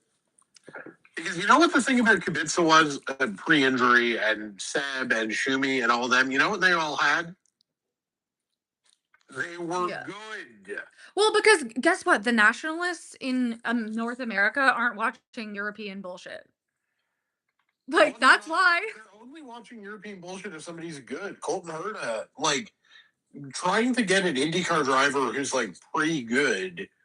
And I love Crossover this isn't European bullshit. always going to work. I love this European bullshit, I'll say that, but, like, I also If Logan Sargent, look, if Logan Sargent was was Oscar Piastri level of talent, even an yeah, Oscar level talent, sure, yeah, F1 would have spiked. yeah. But like, no one was caring about that fucking frat boy twink just diddling around in You the did. back of the grid. You did. I did because I wanted to sleep with him. Okay, No, I just even because he made me money sometimes. and That also, was like, fine. this strategy just, like, kind of makes no sense to me in the context of, like, everything like, F1 is aside from the fact that, like, I just feel like the people that would be so like, this isn't the Olympics. Anyone who would be like that, I just personally don't I guess I'm like more inclined to root for an American, I guess. It depends on like where he's from, honestly. But like I don't know, I just don't care that much. You know what I mean? Like there are other factors at play here. Like I'm already locked in on Charles, so I don't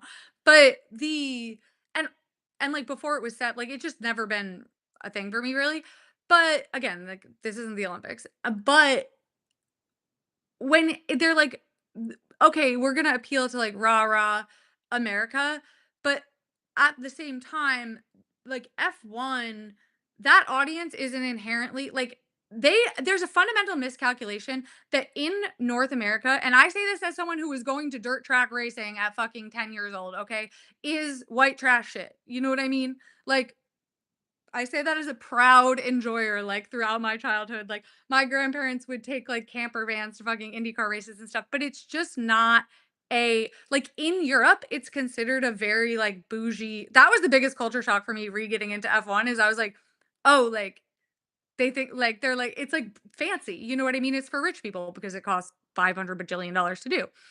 But no and well, yeah, no, but people in right, but I'm not saying there isn't an audience for European I love lots of European bullshit, but what I'm saying is like the audience that would be moved necessarily by having an American, I just don't think is gonna get into Formula One because it's inherently like and they have done nothing to try to they like that they're considered like bougie for rich people, like upper class, like they like look at Vegas, look at Miami, like that's clearly the audience they're trying to capture there is like the like, you know, I don't even know what you would compare it to really event-wise.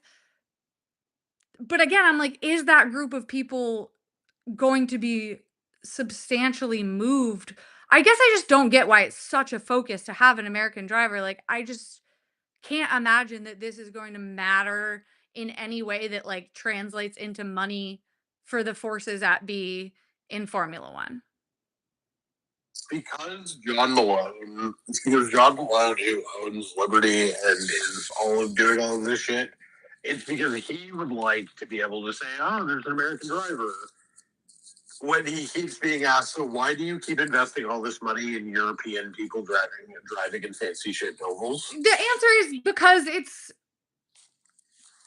the pinnacle of racing. I don't Yes. nobody trust tree. I think that whole conversation. If you try and say that to somebody who is like negotiating a deal with Warner Brothers Discovery, which is John Malone's other massive investment, their response is going to be, "I don't give a shit." But Isn't people do NASCAR the the pinnacle? prestige. Okay, but like the narrative in the They're gonna claim that Kyle Busch is a better driver than Michael Schumacher, and okay, there's nothing you can do about it. okay, but So it well, doesn't even serve John Malone's but interests. I mean in terms of like when in terms of pitching an investment, I would say like if you look at this package, money, views, the amount of investment and buy-in from major auto retailers around the world and not just like some guy who and it's not just some guy, they're always very important and very critical to the history of motorsport and I would never upset them by calling them some random old white man. Sorry, I did that one time. The Wait, who did you call a random what? Frank Williams? no, Roger Penske. Oh, okay. No, that's fine. If you went at Frank, though, we would have problems. How could I ever forget Frank and his creepy larger than life size portrait of Margaret Thatcher over his desk? I could never remove that image from my brain. Um, Here's the thing. Here's the thing about Frank Williams, okay? I don't care.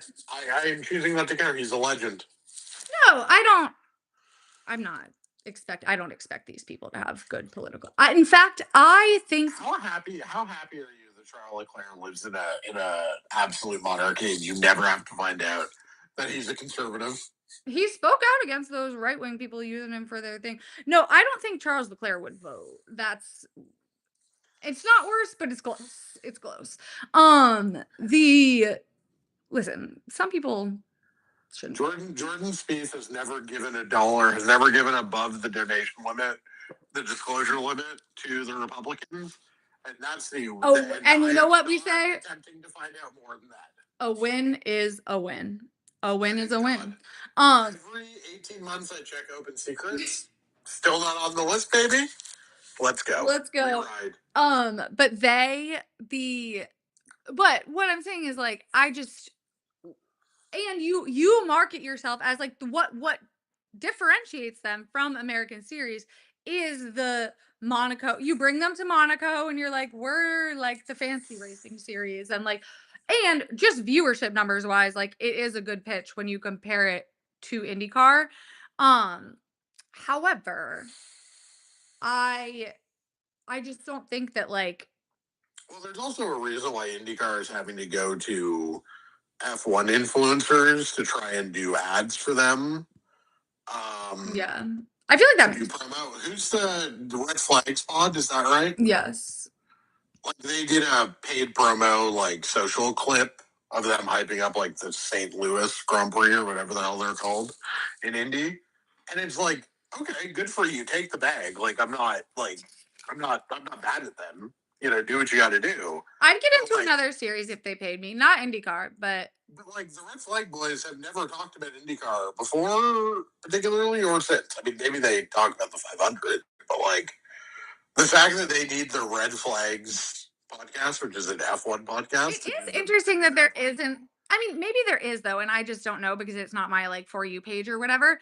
But I feel like if you were, there are like passionate, devoted IndyCar fans, and so I'm like one of those. Like, if you are that, like, start making videos because I feel like there's shitloads of F1 influencers. There aren't that many like maybe there are, and I just don't come across them because like why would I? They've probably I all can see them, but I don't like. I see the Twitter pages. I don't see them on TikTok. Even like during come on, 500, bro. all the 500 content that I watch is um F1 is like people who I mostly engage with for F1 doing like IndyCar for Yeah. Okay, I will like say like IndyCar for Dummies explainers. Ziggy in my YouTube chat. Oh my god, my mother will not stop calling me. Bro, I am on live. Um said I could get into rally and that's it. I will say, and I've said this every year, this is the year I'm getting into rally. I mean, to be fair, I do watch it. Talking about it is I feel like I'm like I need to like I need to buy a book or something. Like I gotta like really get into the because I'm You know what you need to do? You know what you need to do? More than rally. what You oh my god, if this woman does not stop calling me. petition and you explain to me what the fuck is happening. Sorry, what did you just say? My mother will not stop calling my phone. You and I need to watch Sale GP sometime, and you need to explain. Oh, I know what's happening. I've been I've tried watching Sale GP many times, and I have no concept of the yeah. rules. I personally, when it comes to sailing competitions, um visually when it comes to I understand why what Sail GP is doing is a far more interesting test of skill.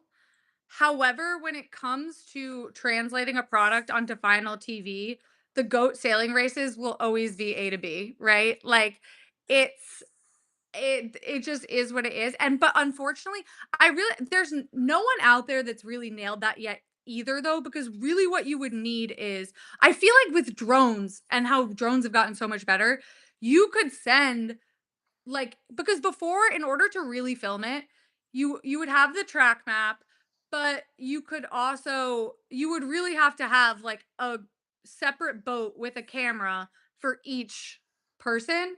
But now you could have like one like a couple boats and then people flying drones off the boat to shoot footage.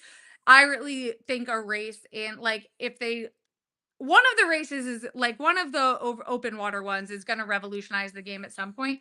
But SailGP basically what it is like they race to the buoy and then it's kind of like cornhole. Like you get a certain amount of points for like being in the ring and then you can't but also everyone's trying to get to the same spot. So you really have to like it's way harder than in just a regular open water race. I'll say that. Like the level of maneuvering they're doing absolutely fucking crazy. However, it just it doesn't translate as well, you know? You know what I absolutely love about Brundle is that he has like a deep innate understanding that F1 and specifically qualifying is that it is a growing sport, and so he will explain the qualifying format, Yes. DRS, and Crofty will explain, when you had something like the maximum stint, right? Yeah. They beat you over the head with maximum stint. But here's the thing. Good. Yeah. I get it. But I also knew about the maximum stint 2 weeks ago. Wait, okay, also why? Why did they do that? I knew about it, but like because the problem with LaSalle is that it's a MotoGP track. And so the surface rips up Pirelli tires for the F1 cars because it's not really designed for this. Yeah. Okay, that makes sense. So they were like safety issue. Yeah. What they didn't want what happened in 21 where tires just started spontaneously puncturing. Yes, that was. Was there like 4 punctures that year? Yeah, there was a crazy amount. There was at least they can at least wait, okay, also, was that painted gravel? I didn't see, but that sounds on board for this. Also, I said, okay, are we in the trust tree? Yes, we're in the trust tree. I saw somebody. I don't know who this person is. Content creator complaining BRB. about the on-track commentators, like the trackside commentators for the. Oh, it was Nora. I think she's right. I'm sure she is. I don't even know what she said. I just.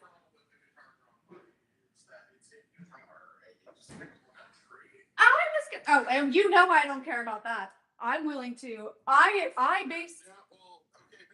Oh, you're gonna say that another country is bad when we have 2 races in the United States of America? I'm gonna say I'm pretty sure you have more rights in Las Vegas than you do in Qatar. My lips are sealed. No, I mean listen. I think if you would like to lecture people continuously about not how they're not using their platform to oppose oppression, doing propaganda for the Qatar Grand Prix is maybe not a choice I would be making in life. I don't even. What if I told you I thought Miami was worse? I'm joking. You have more rights in Miami. Obviously, they're not like out here like killing gay people yet. And um I'll say this. I said this, if Saudi Arabia recreates the Interlagos, I will get up there. Interlagos backwards, you will become the biggest Saudi Arabia. I will get up there and say that I don't think women should have rights. I actually hate voting. Sucks. My feeble brain just. What amount of money would Saudi Arabia need to pay you to put repeal the 19th in your Twitter bio? Is it the 19th? Am I right about this? The thing is, that is women, so it's like a little easier. Like, I don't think that you could pay me to be like something racist. You know what I mean? But I would say I would say So it would be because 2 no one's million. gonna believe that I think that. Have you ever heard me open my mouth? So it'd be 2 million for repeal the 19th, but 5 million for repeal the 14th. Okay. No money for that. But for repeal, No money for that. Oh, so you would do it it's for free. no, Okay, I see how it is. no, I would not do it at all. The but for me to get out there and be like, women should not vote, $10 million.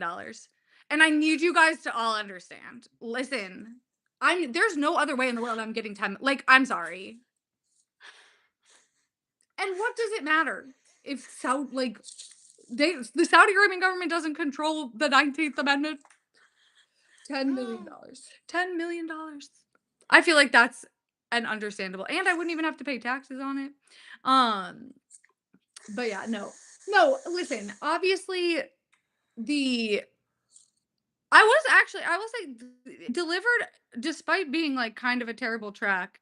Um, no, I feel like five. I feel like it has to be enough money that like I can not work for the rest of my life. I mean, here's the thing: was it a good race, or did we just get a safety car that led to a strategic malfunction? George Russell Right. sat and Isaac Hadjar's It fucking- wasn't a good race because of the racing. It ended up Nico Hulkenberg died for our sins. You know what I mean? Like I need 10 million after tax. They've got the cash. You're right. I would have to pay taxes on it probably. And I'm not going there, but I'll say it. No, that was the thing about the comedy festival that was the craziest thing is like $300,000. All that shit for that little money. Yeah. I'm not saying my morals don't have a price, but it's higher than $300,000, especially if I was already rich.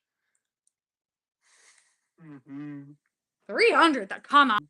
300 that come on. We have to have a little bit more self-respect than that. $300,000. I mean, yes, because famously, the two of us in this chat have strong opinions about our fans of Donald Trump. You know. Yeah. Oh. I think the whole point is that she takes the money and she'll. No, I'm not moving there. It's hot as fuck. Very far distance. Here's the thing. It's simply Jeddah, everything else aside, hot as fuck. Like there ain't no way. I would die. I would simply melt into a puddle. I'm not built for that kind of heat. I really am not. You're a Boston girl through and through. You love your skiing. I love the winter. Well, and also it's like, can we talk about the fact that if Oscar Piastri didn't just like completely forget how to drive in Baku, he'd actually have a chance to win this championship?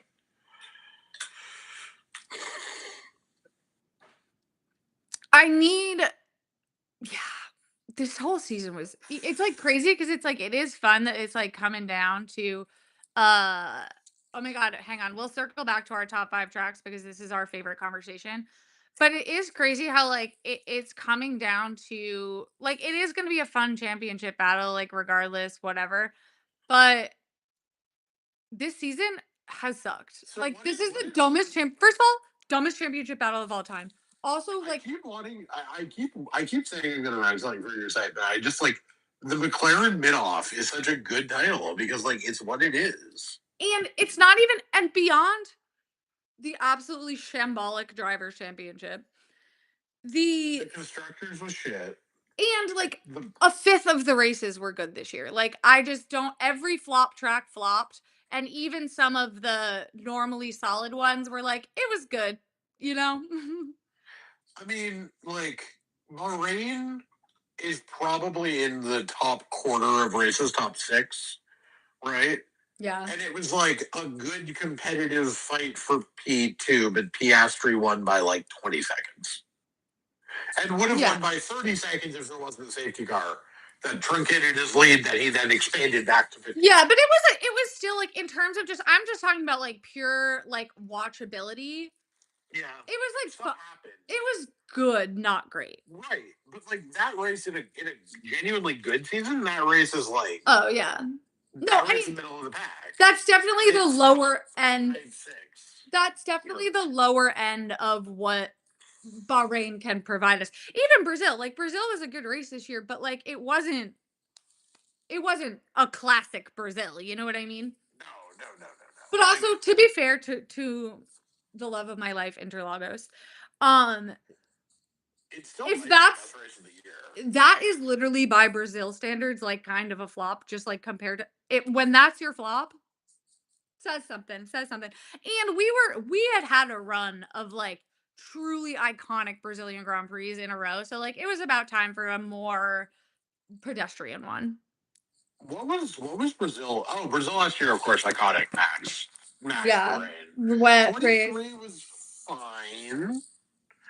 But that was just because everything in 23 was bad, right? Yeah. Like 22, I think that's an iconic Brazil, right? Yeah. George's first win, uh, the first Mercedes 1-2, Max refusing to let Checo through, P6. Nico Hulkenberg pole position on Friday. The sprint was great. Yeah. 21's obviously insane. Yeah. 19 when Max punched the shit out of Esteban, or 18? Yes. 19 and also the incident. Um Yeah, that is not interference. I don't know why you're complaining, buddy. Um, yeah, but Not Hulkenberg, K-Mag, sorry. uh I got my like Northern European men confused. yeah, I've gotten in trouble for saying this before, but they are kind of the same person to me. Except for K-Mag. No, K-Mag is he's a winner. He like sponsors all these girls in karting and stuff and like he's actually like he I fuck with K-Mag. Mostly because also like I will say he won me over the last year with like when he had his daughter in the garage and they would like put her in the car. It's so listen, I'm like animals and babies will get me. I'm not better than the rest. But I was in like a bad mood yesterday, and my buddy sent me a photo of his kid all bundled up in like a winter coat and stuff, and I just like instantly just went, oh. it's literally so cute when kids are like Stay Puff Marshmallow Man and they're little. I uh obviously I was skiing this weekend and it's when they're like so little and they're have the giant like their helmets are so giant compared to their bodies and they just are like and they just like they don't even fall, they just sort of slowly like tip over. It's literally the cutest thing in the entire world. The reason that we are pro Max is that we're like actually nominally pro Piastri, but we don't think Oscar's got the juice, and we are really anti Lando. Yeah. Although, okay, I actually saw a TikTok that kind of changed my life, which is that someone was like, "Oh, I wish I remembered her name. I just followed her. Maybe it's Joy. I might be completely making that up." It was genuinely this woman was like the Lando Norris really like his it makes so much sense that his childhood idol was Valentino Rossi because like he really saw that like evil gay Italian man and was like copy paste. And he achieved like the foot and mouth syndrome makes so much more sense when like you recognize that the tape he was studying was Valentino Rossi, like the most unhinged man on the planet. Like that guy has negative chill. So and someone was like Lando Norris is like makes a lot more sense when you understand he's a male Scorpio. And I was like, that also does kind of alter my perspective. Like he was always gonna be like that. You know what I mean? Okay, top 5 tracks. I don't think we. I think okay. I think Number there's a one, top. So Interlagos number 1, yes. Silverstone number 2. Yes. Easy peasy. We're gonna disagree on 3 and 4, but we're just gonna flip flop them, I think. Bahrain Coda. Oh, I was gonna say Coda, Canada, then Bahrain. Okay, I thought Canada is a little more. She's a little less consistent than Bahrain, but when she hits, she really hits. Yeah, Yeah, I was. I think I was like downgrading it because I'm like I love it because George has like pulled there the last 2 years. He And I won will this year. say it's unfair, but like aesthetics does matter to me, and like Canada's just prettier. Please, sorry. Yeah. No, no. Yeah. Okay. So we have the same top five. Yeah. No, I do not want to leave the live. What the fuck? Um. No, no. So we have the same top fives. I think Yeah. that's pretty clearly the top five. Yeah. What would we even argue to The put Monza ahead? people are really passionate about Monza, but like, Okay, but they're just no. They're just passionate about being Italian. yeah, Monza's good. Monza. I think the next year is like Monza, Barcelona, Austria. Yeah. I'm gonna put Hungary in there. Yeah, I think you could give it to Hungary. I don't. Hungary is one of these weird ones where like I don't really get why it produces good racing, but like Yeah. this year was one of the best races of the year was Hungary this year. Um, you know, 20 Yeah. 24 was fun. 23. I would say Singapore is in that because the nature of the weather in like I'm always like, oh, you can't count the rain or what. Well, it always fucking rains it. Like, No, I think no. Singapore, maybe Singapore, Hungary are like are Monaco are its own tier of like it's either amazing. Singapore's better than you can't do my girl like that. She's better than Monaco. And Monaco could be But they're either incredible or terrible. And yeah. there's no in between with Singapore. Yeah, with Singapore. Some But of the worst races I've ever watched have been Singapore Grand Prix. but Some of the I best feel races like I've ever watched are Singapore Grand I Prix. feel like Monza is like kind of the exact opposite of that in that like it's like always just kind of fine. Yeah, that's why I think Monza, Barca, Austria are kind of on the same tier of like I don't know the last time they've produced like a capital B banger, but I also don't know the last time that they produced like something worse than a B minus. Yeah. You know, whereas like Hungary, Singapore, Monaco have they actually do have a chance at a capital B banger, or they have like full disaster potential. Yeah. And Monaco, I feel like not really the Grand Prix because like Monaco quality is still is still like a Monaco, I feel like just the year. exists on a separate axis because like it matters so much, not just to Charles, but like to all of them. Like they like really, really care about Monaco. The Yeah. quality is really, really good. But also it's so Monaco, the whole Monaco conversation frustrates me so much because it's like, first of all, like sports like die and like would literally kill to have such a like signature event. You know what I mean? Such as like a Monaco, a Wimbledon, a master. You know what I mean? Like you need to have that and like you can't manufacture that by like setting up a fake harbor in the parking lot of the Miami Dolphin Stadium. That's just like not how psychology works. So, but but it could be the problem. They're all like, well, there's nothing we can do. Like the cars are too big. We sit here as if it's an unfixable problem. And they're like, well, we can't make the road any bigger. All you need, and what proves this more so than like some of you could easily take it to like an upper mid track to by Just get rid of the chicane. Just get rid of the chicane after the tunnel. you need two overtaking spots. Right. All you have to do is bump the harbor out like 2 feet and smooth out that chicane after the tunnel. And if we want to get crazy with it, we can also make it like a big, like kind of a spoon curve around the swimming pool instead of like a fucking half rectangle that they're doing. Yeah. But God forbid we lose 2 feet of yacht space. The way they act, like Hercules himself rose that harbor from like showed up rose the harbor from the sea and was like, here's your guys' harbor now. And that like human beings do not have harbor building technology. They're like, well, we can't possibly make the roads wider. Half the roads run along the water. You've already built out over the water. Bump it out 2 more feet. Like it's such a fixable problem and it frustrates me so much. It's like no one's asking you to demolish the casino, okay? Like bump the harbor out 2 more feet. No, it's very and then like I gotta say to Seb's girl Suzuka, don't get the Suzuka thing at all. I will say, I think Suzuka more than anyone has suffered from the current Oh, Baku generation. Baku should be in the Monza, Oh yeah, yeah, yeah.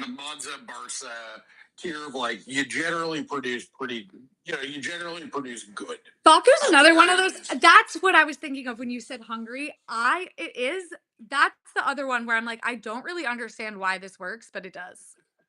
Yeah, no, I was thinking the same thing. Like that's why I kind of forgot it. Like every week, I'm like, No, I've am I always, really like that pumped? Am I really that pumped for Baku week? And then like I always come out pretty satisfied. yeah. You know? I will say, I have always been of the stance that Fuji is clearly the track in Japan. Yeah. No, agreed. Say nothing for the fact that, like, wouldn't you rather go to Fuji than like the Pittsburgh of Japan? But you know, I mean the funny, for lack of a better word. So like basically like all of the street tracks are just like kind of the what's left on the calendar. It's funny. I'm not even gonna put up a fight on Albert Park tonight. I'm not in the mood. I'm not in the mood to fight you on Albert Park. It can just go in like the general. Fine. No, you know what? We're creating the Vegas Albert Park tier of better than some street circuits. yes, yes, yes. No, I'm warming up to Vegas. I'm warming up to Vegas, but also it's like I don't like everything that Vegas represents, like F1 putting it on itself and like trying to cut out the track and cut out the middleman, and also such a fundamental like understanding of how you create a successful and iconic event. I they did a So listen. you also just consider Las Vegas as a city to be Western Atlantic City, and so Is it it not? is not. It is not for you.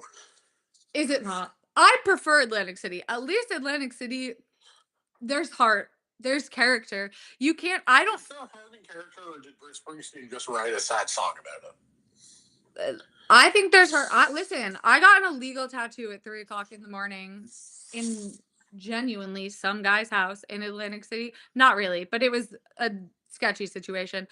But like that's you can't get that in Las Vegas. You know what I mean? Mm. But you probably could. You'd have to drive a little bit. I no, the I'm just not. Yeah. I already have. You just don't like to gamble. Well, no. Well, the real beef I have is that this Scream. What is your favorite table game? I don't. I've never played a card game. Well, I've played blackjack and stuff, but like not like for money or at a casino.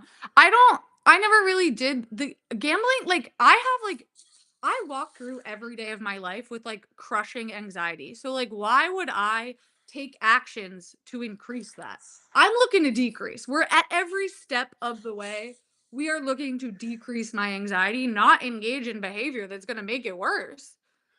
So what you're saying is that you do not. So what you're saying is that you don't believe in the Patriots, then? I do believe. I've never believed harder we're winning the Super Bowl. I mean, I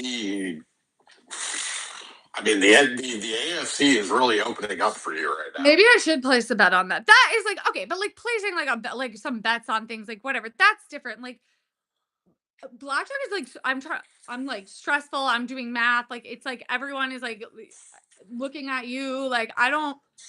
I would rather just. I don't know. I would rather just. I don't understand why people find it enjoyable. Much like running marathons. I'm like I think that's great that you have a thing. Personally, I'll be sitting here with a mimosa in both cases. So I will say I have uh, started a fitness journey in the last few months. And it really does suck how much cardio simply is the answer to losing weight. oh yeah. I hate it. I hate it so much. I hate cardio. It's fast, but it is unfortunately the answer. And now I don't think I can ever stop doing it. Yeah. I mean, to be fair, like I like running when I'm in the habit of it. Um, but I'm also a big like because That's like free license to maladaptive daydream. Like I'm doing something good right now, so like I can just but the I it is so deeply unfortunate that like especially for me, like working out is really good for your mental health. Did you know that? It's true. You have to work out to be happy. I wish it, at least for me, I wish it wasn't the case.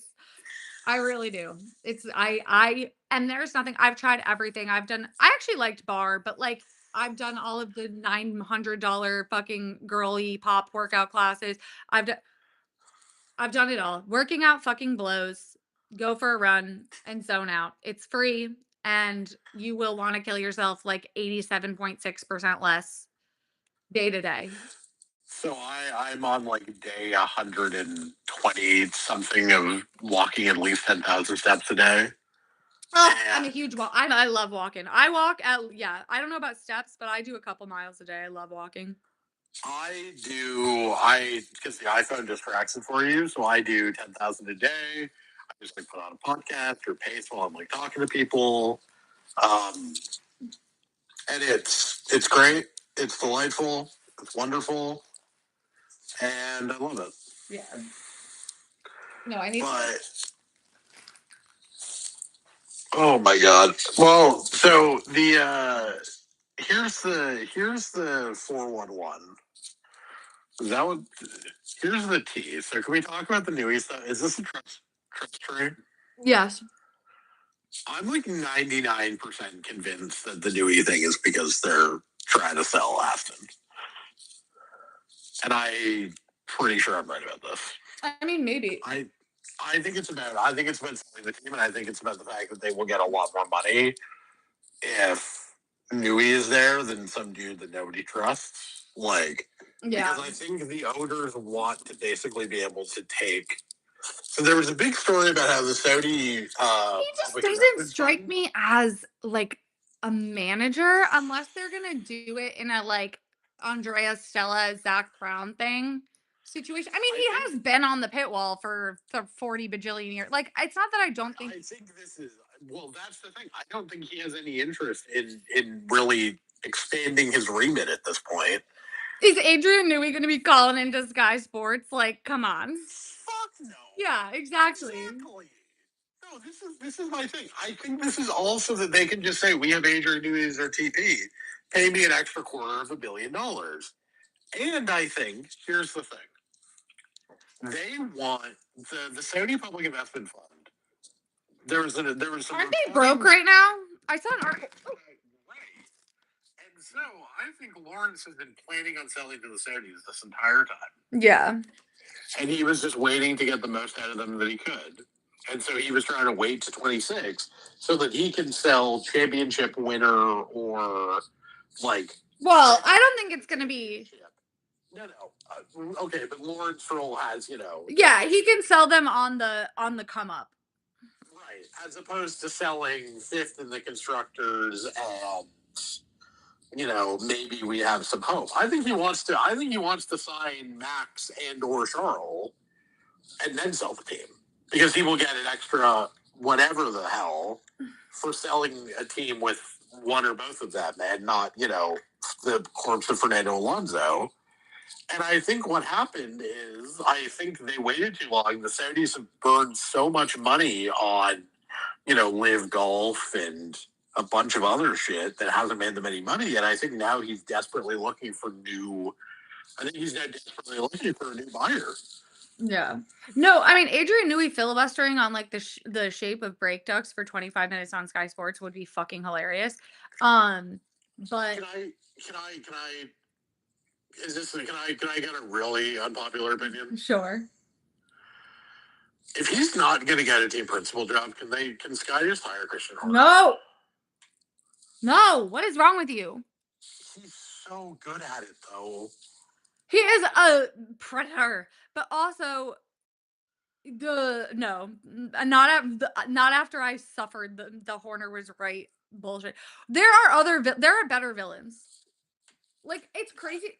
Like Explain rewatch 2017 and tell me that the most fun thing wasn't Christian Horner on the pit wall just doing 5 minutes of commentary because Danny, Rick, and Max were 20 seconds in front of P7 and 20 seconds behind the Ferraris and the Mercedes? But what's crazy to me is that like like people treat like Flavio and Horner as if they're like both equally bad people, and I'm like, Flavio didn't hurt anyone. Like, I'm sorry, tax evasion is and cheating at a fucking car race is not the same as sexual harassment. Well, okay, she blew up somebody's fucking car. Well, we don't know that he was the one who did that. Technically, he may have killed. Listen, I think when you're in the mob, I don't want to victim blame here, but like, so play stupid games, win stupid prizes. car bombs are on the table. Is all I'm saying. And again, we don't. That was an unsolved. But unfortunately, when I go back and watch 2017, 2018, part of the joy of those seasons is that you just have a team principal doing better comms than like most sports have from their actual commentators. It's not better than Crofty and Brundle. It's not better than Nico. It's not. He like put him in the Anthony Davidson spot. Come on, no. Please, like, he's genuinely smart about this stuff. No, there are other people that haven't texted their assistants about their fucking underwear. The poor PAs. You're putting the PAs of Sky Sports, at least not. I wouldn't say danger, but in a which would be more offensive to the to female sports fans, hiring Horner or fucking Sky Sports Halo. Again, Horner, like being in vaguely offensive is not like he caused harm to that woman. Sure, that's true. You're not wrong. Okay, Christian Horner and Danica Patrick. Well, no, okay. Danica Patrick believes that Jewish people are lizards. Like, that's not the same. You know, she also, like, she is way worse because of, like, her. I mean, I'm sure Christian Horner does not have great political beliefs, but I'm pretty sure that he doesn't think that Jewish people are lizards. So there's that. Okay, yes. The correct answer is just Nico all the time. Yes. That we can agree on. Nice liking. Another one I'm really glad lives in a place that doesn't vote. I don't. You just keep saving the world through the power of Vest, baby. We believe in you. You just really never want him to acknowledge that he's German and talk about his Germanness. You do not want that man expressing a German. Well, first of all, the Germans expelled him. they don't fuck with him. But no, I actually don't think. I think that Nico would have like wildly uninformed, but like probably fairly acceptable. Like he gives like New England Democrat energy.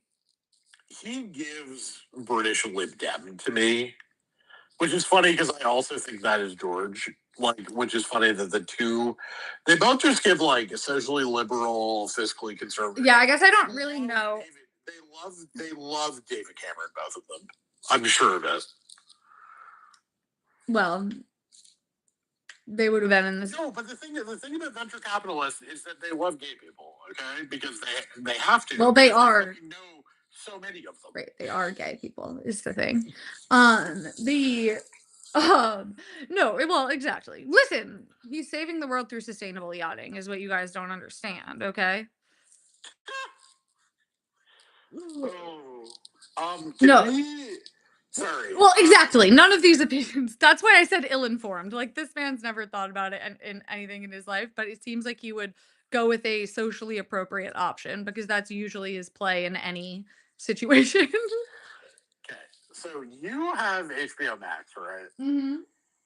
Have you seen this hockey show, the gay hockey show? Because I want I reject. I don't. It's great. Listen, as a defender of red, white, and royal blue, I get it. Book. To be clear, you've read the book. You haven't seen the movie. No, because I knew it was going to bother me. I just feel like that is extremely important context. I'll probably you're about to express it. Maybe someday. You and I should watch the movie together as a social experiment just to see how mad you get about it. Probably pretty mad because that book is like so like I love that book so much, and I understand. I agree with whenever anyone criticizes it, I'm like, "Yeah, I know, but I don't care. You can't take it away from me."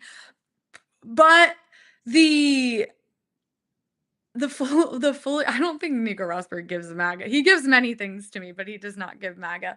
But you never know.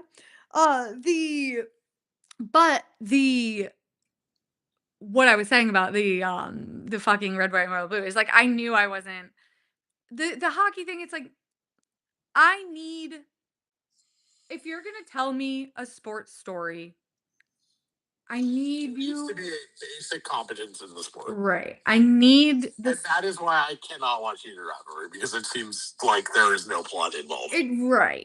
right. And no, I'm gonna need, and this is really, I will say, I feel the great tragedy of our literary times is that don't get me wrong, I call them like like they're book rom-coms, right? Like I I love peeling through one of those on my Kindle before bed, okay? But in terms of like books that like I am like really gonna love and return to and that like really the problem is that you have this like because of like the rom-com element of like has it's people act like this is a new thing. It's literally not. It's always been there. But because of like the social media of it all, I feel like in an attempt to prove that they are like quote unquote serious authors, you either have this uh like wildly like high fantasy or the equivalent in like historical fiction that like and they were it's almost giving Criminal Minds in the way that they were like I I liked it first and I got what they were doing with like not making I don't need the romance plot to be a center of it, but like if I'm going to read 900 pages of a book, somebody needs to fuck at some point. Like I don't even need it to be graphic, but like we're trying to tell human story. They divorce like 10 different characters from any semblance of like love or even really personal life at all because they're like this isn't a romance book. You know what I mean? It's like, well, what happened to like the death of the romantic B/C plot books, like where it's like this is a really good book and the plot stands on its own, but like also it has like an amazing like or not even amazing as in like it has to be a great relationship, but like a compelling romantic story or multiple romantic storylines like woven through. You know what I mean? That art I feel has been a little bit lost recently.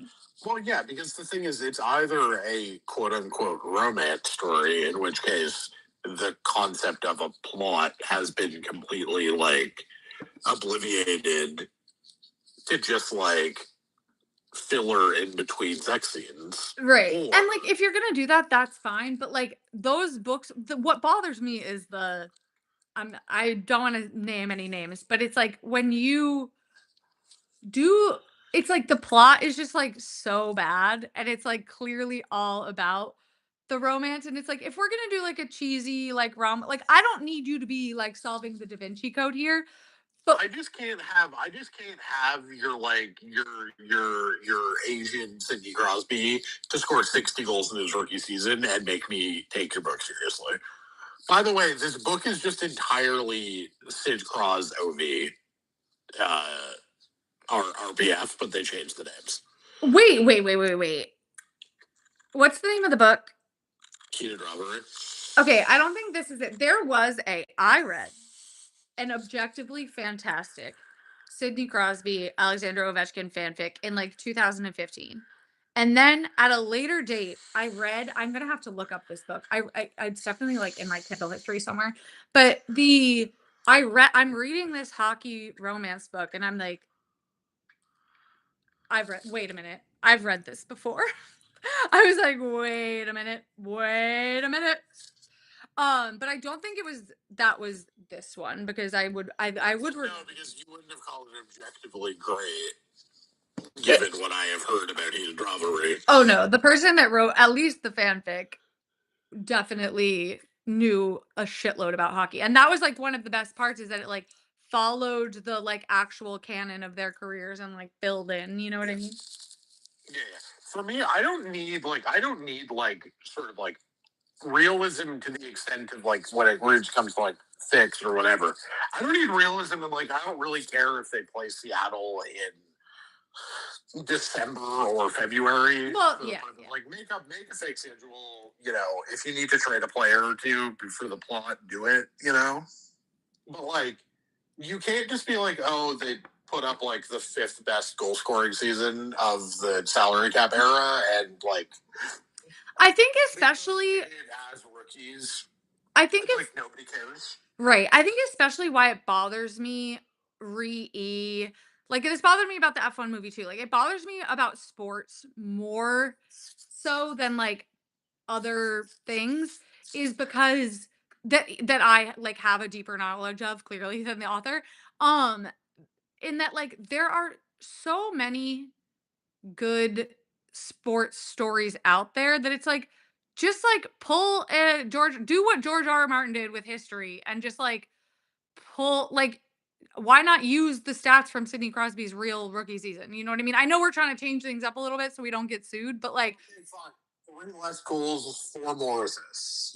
right, right. Just yeah, like move it a little bit. Like we don't need to like just it's already there. You know what I mean? Like I'm like you could have just like done like some minor googling here and Yeah, I mean, I think the F1 movie is even more indefensible because, like, they picked because they clearly didn't want a real life plot, and I like that's a defensible choice in yeah. a lot of senses.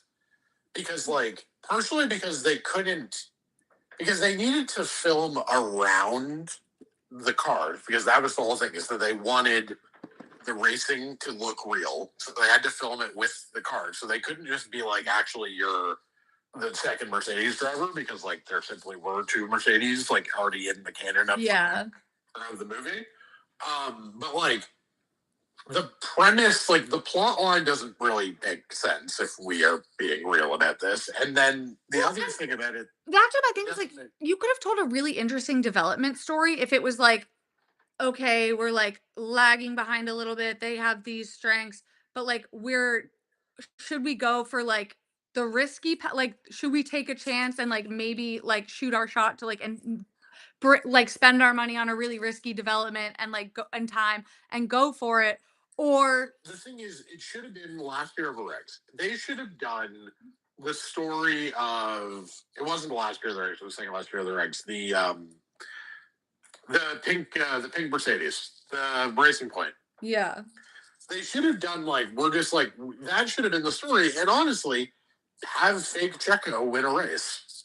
If you need it, just do Secure 2020. But like the problem was is that they didn't want that because they didn't want the hardos to be like, actually, this movie sucks because actually, I can't believe they're stealing from this bit of lore. They got the lore wrong. No, but But for the some reason problem, the Hardos like love and defend this movie like against all odds and I'm like because I assume it's cool to see F1 racing. oh no. I mean, you can see F1 racing. Not depicted on a IMAX screen. Sure. But like also, I mean, I didn't watch the movie. In the trailer, you're looking at You and I are going to watch the movie together next month. We've talked about this. yeah. We're In gonna no, counterpoint. We're gonna get drunk and we're gonna have a good time. but what if we watch Cars? You've never seen Cars. What a and it's basically the same movie. Except for I mean, we Cars. have a It's whole off good. season. We can do both. True, we should just do like F1 like a movie night. Like we can do Rush. I love Rush. Um No, there's a bunch. There's a bunch that we should do over the course of summer break together or winter break together. no, I listen, I get it. I get Are you prepared for the fact that F1 like cars are on track in January? what? There's three testing sessions. Oh, because of the new rags. Yeah. There's 9 days of testing. No, I'm not ready because also like I know they're not going to air the first two, and it's just going to be like me crashing out over tweets is what's going to happen. So I think the weekend of the NFC Championship or the championship games Oh well, then is I think the first test weekend. I'm going to be busy that weekend. I mean, that's confident of you. So, The Patriots are going to the Super Bowl. Period. I mean, look, you are going to be a top 2 seed probably. Listen, I'm not counting my eggs before they're hatched. We still have to play Buffalo again. The Ravens are no joke, but The Ravens have like 6 losses. You're fine. No, but the Colts are about to lose, which means you're going to have a 2-game lead on the 3 seed. Well, once you beat the Giants, who suck. praying. I no, we're like in a place where it's like we could even if we lost to the Bills, like we would still. I am just like penciling in a loss to the Bills, not because I think you are worse than the Bills, but Yeah. because like I think the idea of going 2-0 against Josh Allen is just Yeah. like kind of insane. And also it makes sense for them to split it. But no, So, like, but I'm doing that, and you guys are still the 2 seed, and maybe even the 3 if the Broncos lose to the Chiefs. Well, here's the thing. Arrowhead. My nightmare scenario is that we get the number 1 seed and then it's Kansas City. Counterpoint: Kansas City sucks this year. Yeah, but like, yes, but Andy Reid pulling off like a sneaky, chaotic playoff win, like that's not unheard of. You know what I mean? Yeah, I kind of think the actual thing is that Kansas City's gonna, like, if they get in, they're gonna be a 7 seed. Well, also they have to win out to get in, so like they would be hot, you know? Yeah, they would be. Well, one, they'd be hot, but again, they'd be a 7 seed, and so, I mean, I guess you could play them in the 2-7. That would be not great for you. Although I feel like if they get in, Denver has faltered to let them in. Yeah, that's true. But no, like I don't know. I'm not that worried about the Chiefs. I think the bigger concern would actually be the Bills, because I don't like. I just think Josh Allen is like that dude, and like I think he like that as the 5 is like a 1-5, and then it's. No, and that's why low-key, you're about to witness like the full irrationality of sports fandom right now. But like that is why I would low-key rather they split with the Bills, because there is a chance we see them in the playoffs, and it's like nobody ever wins 3. You don't want to be 2-0 against them. Yeah, no, I know, I get it. Especially because like they're good. You know, it's not like the Jets or. You think I'm not like stressing this shit for the Packers? Look, man, the Rams are currently losing to the Carolina Panthers. It's true. The NFC is kind of a mess. So like, here's the thing: the Packers have the Bears twice. If we beat them twice, like I know it's like, but do I want to beat them twice? Because then we could get the 1, but then it's like Chicago's probably going to make the playoffs, and so do we want to like have them in the thing for the 3 times in a row?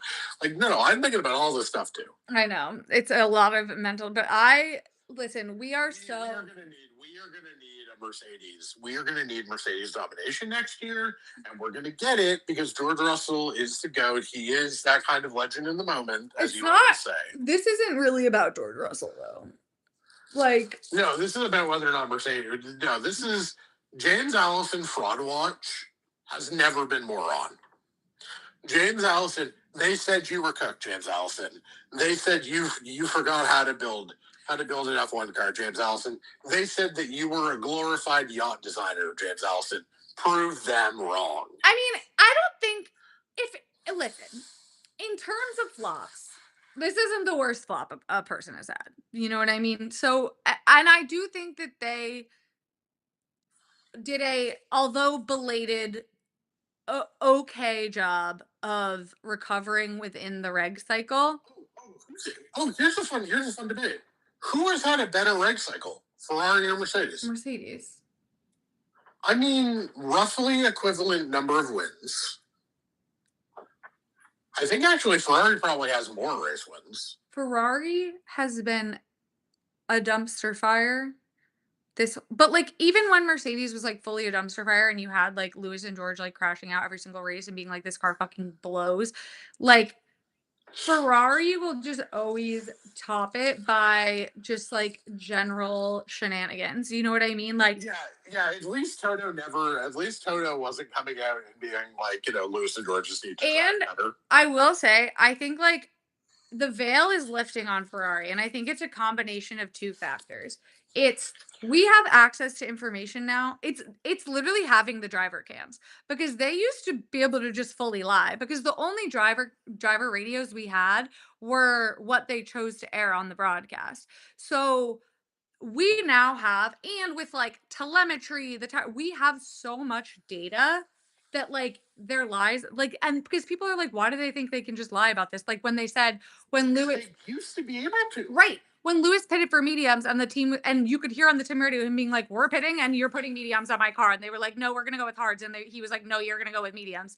And they were like, oh yeah, pitting for mediums was totally our idea. Everyone's like, why do they think they can lie about this? Because they used to be able to lie about it. Like they used to just fully, even And the thing is, like, I not that I really want to give Toto Wolff that much credit, but like, I'll never forget Imola 2022.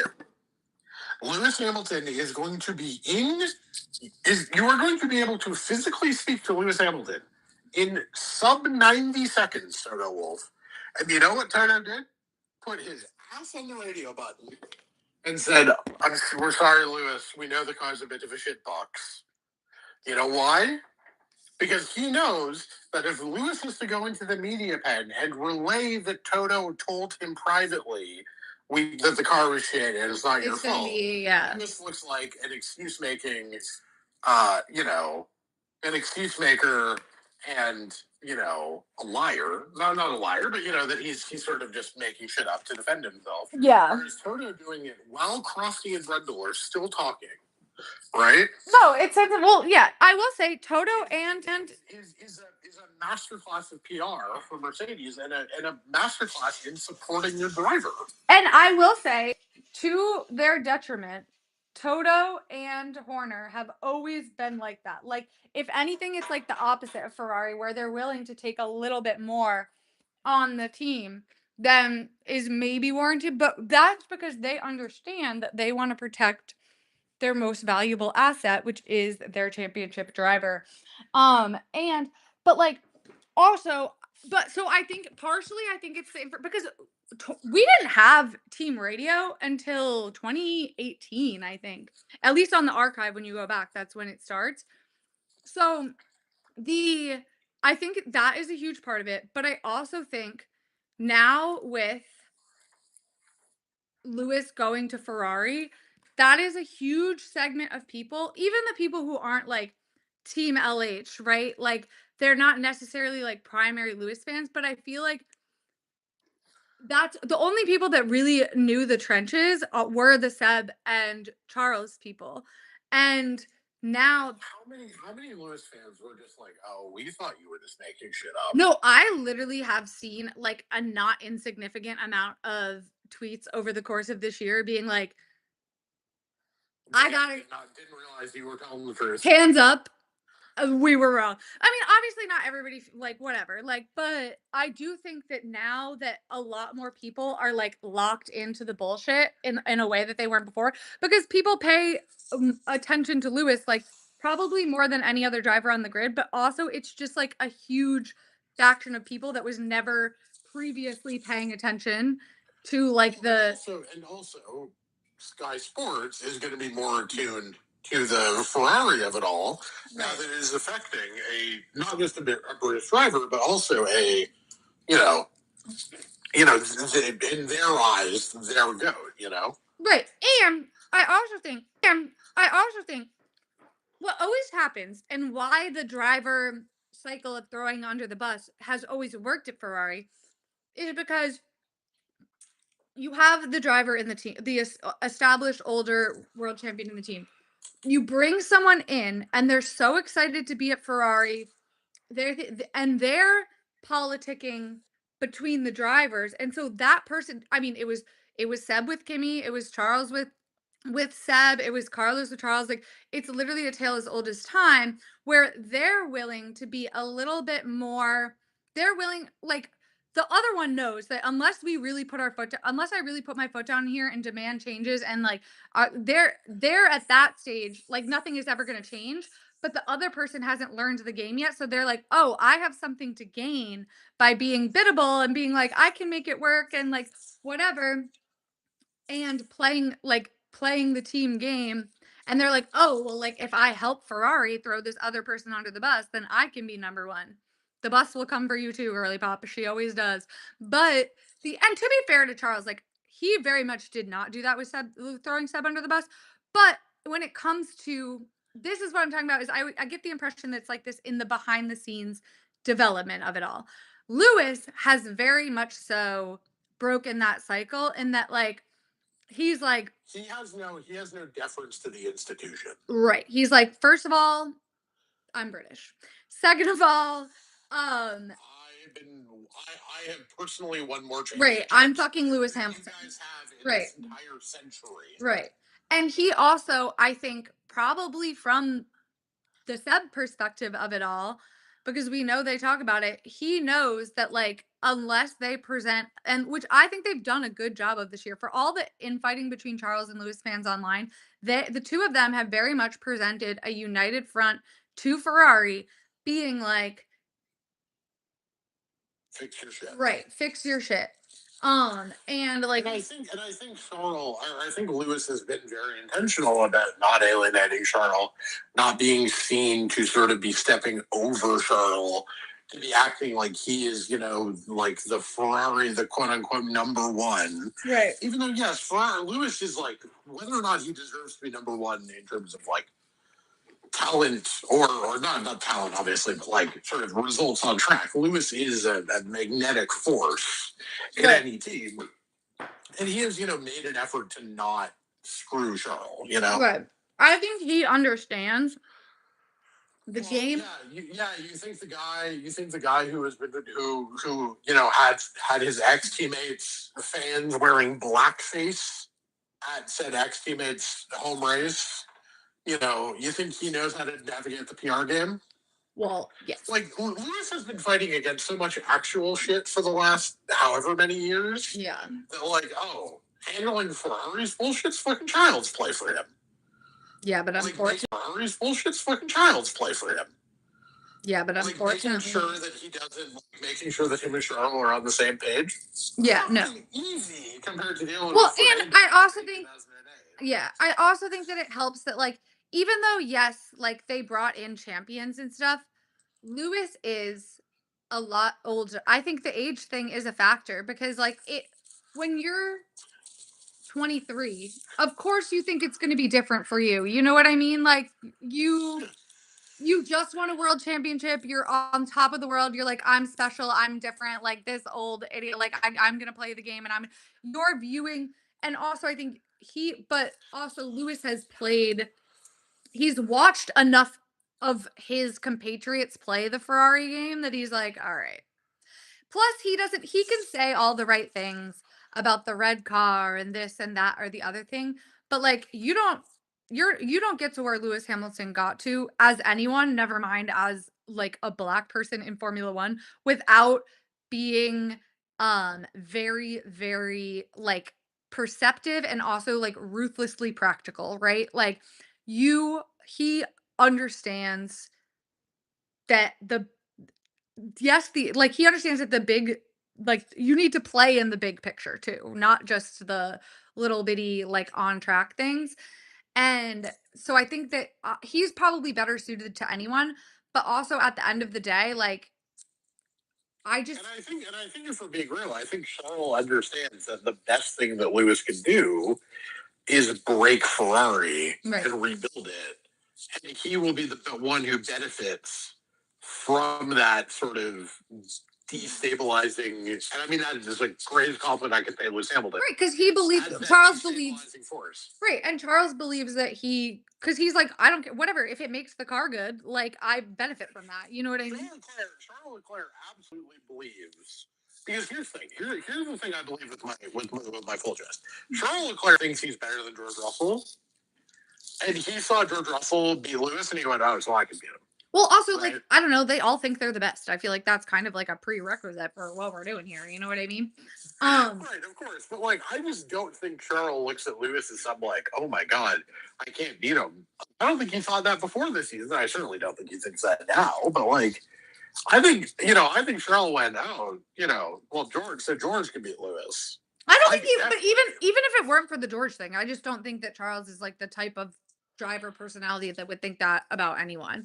But also, it's like the thing is with Ferrari, I think that Lewis was like, all right, maybe Fred can be Ross Brawn. You know what I mean? But he's not.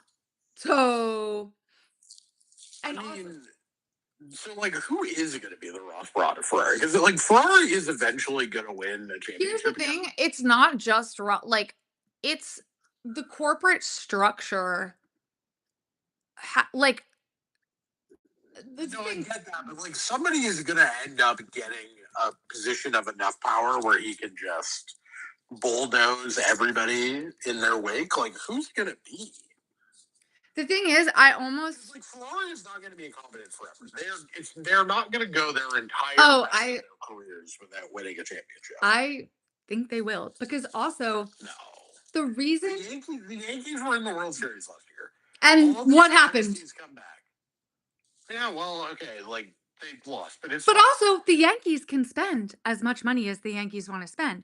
The reason Ferrari was able to even sans the Ross Brawn of it all, the reason Ferrari was able to always be competitive, even when they were Italian Veep, is that they were outspending people by a factor of like 10 to 20 times. You know what I mean? That advantage has, and also that helps them mitigate the fact that you need to convince people to move to Italy. And people, and not 22-year-old F1 drivers, adult men and women with families and children in school. That's a more difficult proposition. You're going to have to sweeten the pot on that offer. And so it helped them mitigate that a lot. I think that Ferrari, I think the cost cap is going to be wildly detrimental to Ferrari long term. I think that they've been covering a lot of their ills with money, and the fact that they've been covering their ills and it's still been what it is should be worrying to all. And also, Yeah. Elkin, like, look at Elkin's it to me is also he. They just until they demonstrate like Elkin will have to because he's got this. He's instituted this CEO now, Benito Vina, but it's like they're exercising direct control over the Formula One team. So until you give the Okay. So who could be the person who could like basically? Do you think there could ever be a person who powerful and important enough in the sport who could basically be like, I will take this job and I will return Ferrari to its former glories, but you have to do everything I tell you and you don't get to micromanage. they just turned that offer down like 6 months ago. Counterpoint, they're at some point the lack of championship will become a big enough problem that they will swallow their pride. I mean, maybe one day there.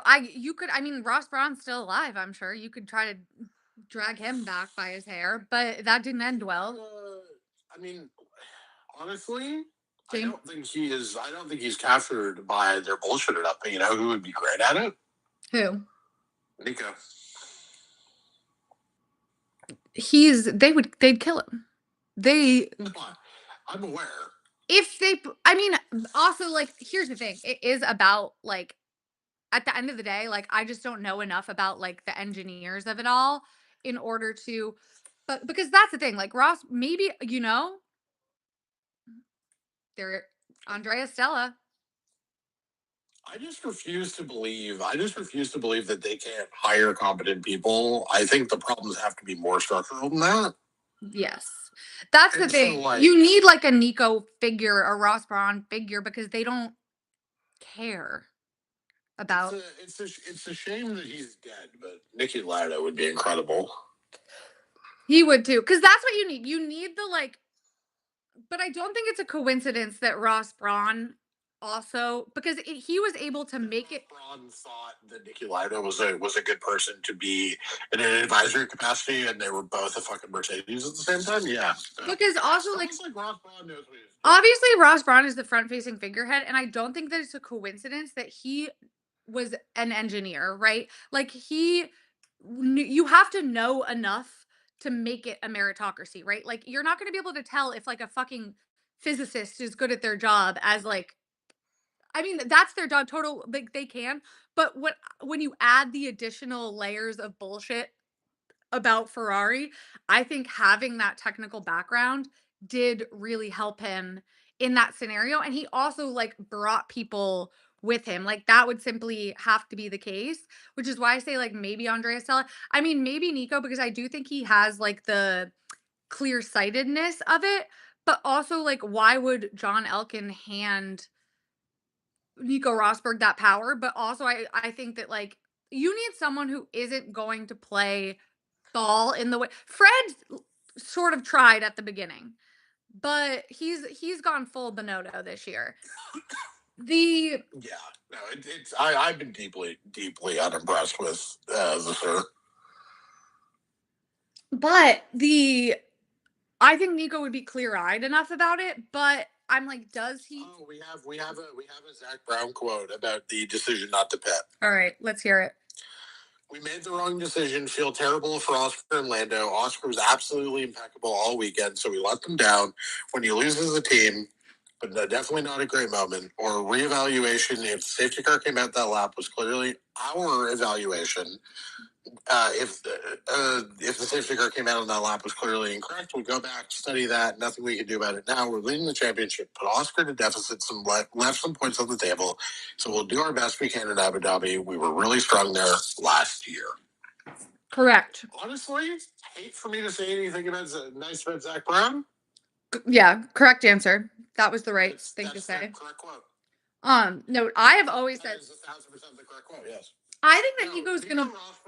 Nico Rosberg needs to turn his fucking private equity venture into buying out Williams' Yeah, managing share of Williams. he's gonna become like he Williams would be perfect because he can be the like Horner, uh, like Zach Brown. I mean, those are all diabolical individuals, but the CEO role, you know what I mean?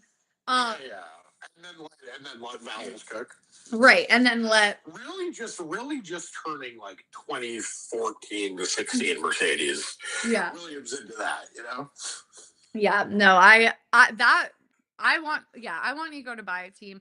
I think I will say And I think Derillion is gonna sell pretty fucking soon. I think they're waiting for the new engines to be good, get a couple race wins, and GTFO baby. come on, Nico. I don't know if he's how much do you think it is gonna cost? I mean, How much did they buy it for? Depends on how much. I don't know if they own the whole thing or if Claire Williams still owns some of it. Yeah. I feel like we'll get Nico. I feel like what's happening right now is we're kind of in a lull period where we're waiting for all of these people's kids to graduate high school. You know what I mean? And then they'll So that's true. I think the other part of it is, I think a lot of F1 teams want to sell right now, but I think nobody wants to sell before they know how the 2026 cars are. And so, because I think they all know that if the 2026 cars are the bomb.com, yeah. then they're gonna be good. Like they're gonna be great. They're gonna be fantastic, and they're gonna be able to. I think if you're Williams and you keep having James Vowles explaining to you the engine will be great, we have the best engine, we have the best engine, we have the best engine. Yeah. Williams like, okay, I guess. Yeah. And he's just like, trust me, you'll be able to sell for 2x once Alex and Carlos win the first, win like 2 of the first 7 races next year. Nothing will ever be to me. But, here's the thing. I think Nico Rosberg, I don't think Nico needs to own that much of the team. I think he just needs to get a private equity consortium around him. Yeah. Part of the reason he's showing up to all these goddamn races is just to get the connections to put the cash together. Well, he's clearly taking investors to the races. You know? And the plot is very obviously that he just needs to piece together whatever the number is. Right. And he's going to buy the first thing that shows up. No, except for they made the announcement. They're like, we've raised 100 million. I'm like, no, that's not enough. No, but that was like in 2023. Can't Toto front him some cash? Come on, you're a billionaire. Toto just sold a bit of his stuff at an insane valuation. Wonder what he wants to do with the money. Does he need a bigger yacht? Yeah, no It's like, idea. why would you sell the asset? Like, couldn't you? Why don't you just borrow against the asset? Why did you need to actually sell the asset? That is an Look, interesting. it's not. Look, okay. Is it opium? Sure, on some level. It's also just like what we have been reliably told by every person. Now, yes, these people have incentives to exaggerate. Perhaps that's true. Do the protagonists of the Mercedes have the best engine story have reason to exaggerate that? Sure, but like I just simply don't believe like no one is saying anything good about the Ferrari engine project. Nobody is saying anything good about the Red Bull It's engine project. revolutionary. I don't think anybody trusts Audi to get the engine right on the first go. That would And be. so it's kind of trusting, like you're basically just choosing between like Aston, McLaren, and Mercedes for who you think is going to be the best car next year. No, but it's not. It's not that the teams. It's not that the teams know. It's about the fact. It's about the fact that like even sources inside Red Bull or sources inside Ferrari do not seem very happy with their engines. Well, also, you don't. And by the way, Haas is not exactly talking. Haas is not exactly talking about the Ferrari engine being very good. Cadillac is not talking about being enthusiastic about the Red Bull. Right. Here's the thing with Ferrari. At the end of the day, no matter what way you slice it, no matter what the story is, the third best team with the Mercedes engine in this era. What on earth are you talking about? They're second. Come on now. yeah. The no matter which way you slice it, the head of your engine project leaving 6 months before the debut of that engine project is bad. There's no backstory to that makes it not really bad. Like, that's not what happens if you're like, oh, this is going to be like awesome. Because also, you could probably, if it was awesome, you could wait a year and get like probably double the money. So, Yes, correct. Sorry, I was celebrating the fact that I just won money on the Houston Texans. they like that's a disaster. We've heard nothing from Red Bull. And And I think the fact that we have heard nothing right. it says everything we need to know. I mean, Audi, there's no way of knowing, but I feel like a brand new engine manufacturer, like I think it's pretty safe to say that with the noises being made out of Mercedes, they're probably going to beat them. I mean, Mercedes doesn't know where the others are, but if they are, I don't think they're lying about being happy. Yeah, no, Mercedes. I think Mercedes know that they're quite happy with their engines, and I think you can piece together the fact that nobody outside of Honda. I mean, people are acting like there's going to be like a 1 second gap. I'm like, okay, that's like stupid to like extrapolate from that. We don't really know. You know what I mean? But Probably not. This is probably not 2014 Redux. right. Yeah. Here, and this is the thing, and this is why it never made any sense. Well, in 2014, they also had the advantage of going up against um Renault as their right, right. I think Honda will be more competent than Renault. Yeah, probably. But so here's the thing, though, and this is why it never made any sense for Max. There's a reason why it never made any sense for Max to leave Red Bull in 26 because yeah, why would you? Here's the thing: if the Mercedes engine is 6, 8 tenths better than the Honda, then guess what? You stay with the Honda engine, or then you go to Mercedes, right, and get the Mercedes engine. If it's 2 tenths faster than the Honda engine, yeah, then you pick Adrian Newey over James Allison. And if it's 4, you have a tough decision to make. Yeah. Right? Because obviously Newey is better than James Allison by an amount of tenths. Right? Yeah, it also depends on how much leeway there is in this regulations because there's more than others, you know? Right, exactly. Like the reason that you and I said it made no sense for anybody to make any decision going into 26 is the number of variables that we don't know going into the new reg cycle is immense. Yeah. No, and if you can wait to make your move, then like why? You're Max Verstappen, of course you have the leverage to wait for your move because you're Max bleeping Verstappen. I would say that it's not fair to say the Mercedes engine hype is the same as Ferrari preseason hype because Mercedes has a far better track record producing engines than Ferrari does producing championship cars. Let's just And also Renault chose Mercedes over Ferrari and over uh, like available options when they decided that they were ditching the Renault engine. Yeah, that's true. Look, I agree. I mean, testing is going to be hell next year because there's going to be 9 days of testing. Yeah. And we're not going to know anything. Yeah, I mean, ultimately, we like don't know. People acting like it's auto Mercedes is going to be like half a second faster. Like the Arrow. Of course not. I am just choosing to believe because I'm a Mercedes fan. But that doesn't mean that Yeah. that doesn't mean that I've already bought my George Russell 2026 No. WDC shirt. Yeah, and I think they will have the best engine. I think it's just a matter of how much and also how much the aero matters because that varies reg cycle to reg cycle. Yeah, exactly. Like Newey did so much in 14, 15, 16. Like he still had the aerodynamically best car. Yeah. And he was fucking useless. I mean, they were a solid P3, No, but yeah. we don't know literally nothing. We don't know very much, but come on now.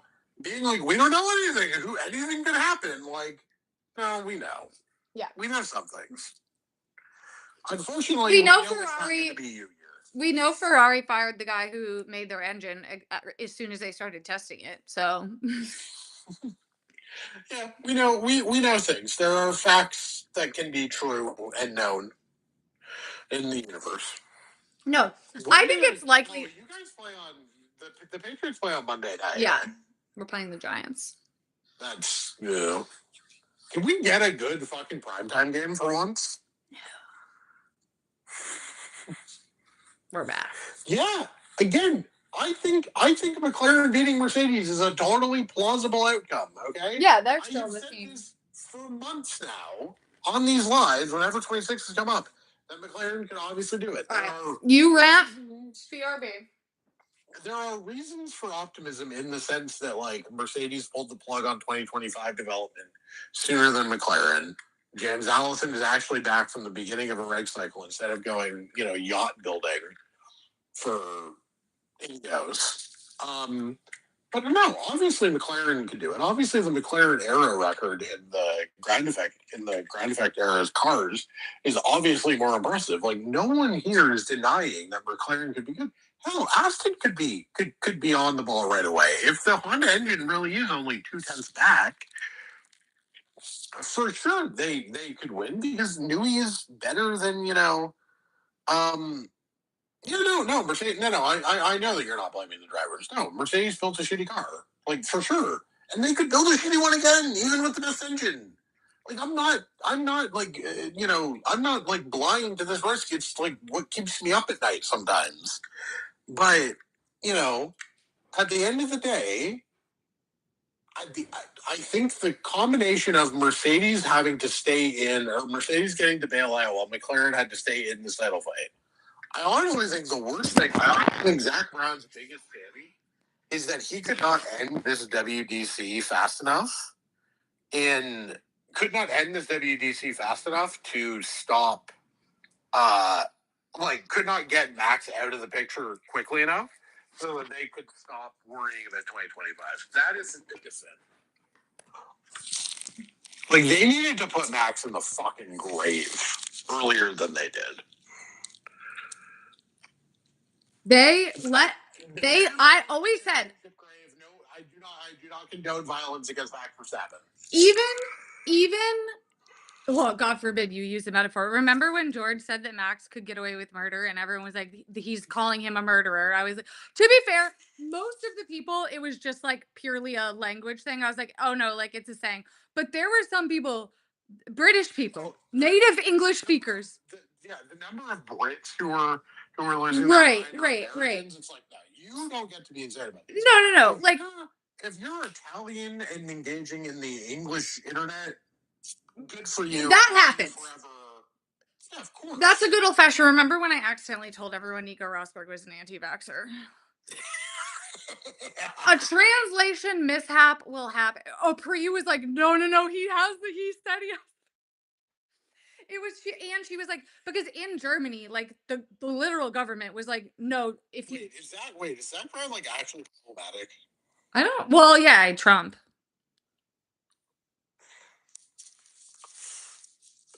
He invited him to my beef is like, whatever, you're allowed to be a Trump supporter, I guess. But legally speaking, No, I know, but it's just like we are talking about a media company owned by David Zaslav's BFF. Like, I don't think the Trump politics really end at Jack Brown. this is the house that Bernie Ecclestone built. You and I understand that. But for me, it's the no politics, but except for I'm gonna host a campaign event for a United States presidential candidate. I would have talked shit about it if it was anyone. I would have been less mean probably, but like that to me is an anti-Lewis action because that rule, you're specific, like that rule was specifically targeting Lewis, and now you're like flouting it in this like mm, I don't like him. But I mean, what, like, I don't know. I don't, again, this is why, like, I do separate, like, the Christian Horners, the Nelson Piquets of the world who have, like, done bad things to human people. You know what I mean? That, like, we are real and like, Zach Brown, like, he wasn't getting invited to my dinner party one way or the other.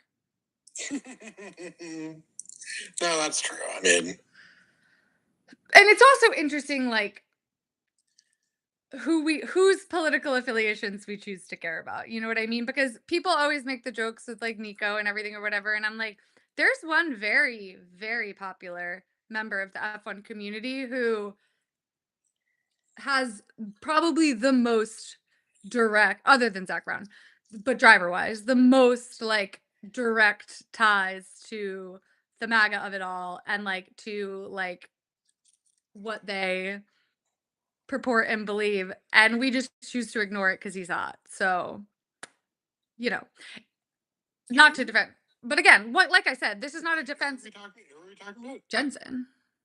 Oh yeah, sorry. I thought you meant current drivers. Like, yeah, Oh Jensen, obviously. no, no, no.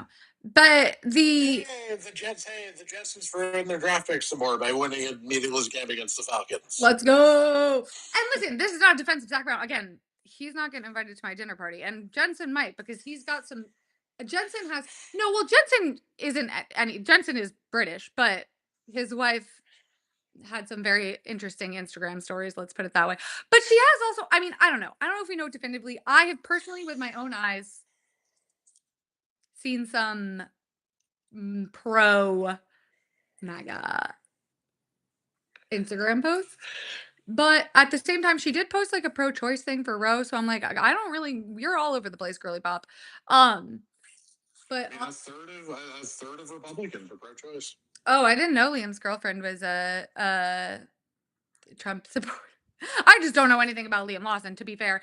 But the also All I know is that Liam Lawson's girlfriend did post the photo of Lawson where no human being has ever looked more like a bottom than Liam Lawson in that photo. yeah. So you know what? It just also it does. I support her rights and her wrongs. And again, like we're now getting to like I do hate like I hate having like the comparison conversation because it's like people are a sum of their parts and like you like not every like not everything needs to be brought up like every time a person is brought up and everything and like also like I, the time we spend like arguing with each other about this like I wish that more people would just when things happen in Formula 1 talk about them, express your opinion, like make it clear where the majority stands and like these people are here to make money, like they will move toward the majority.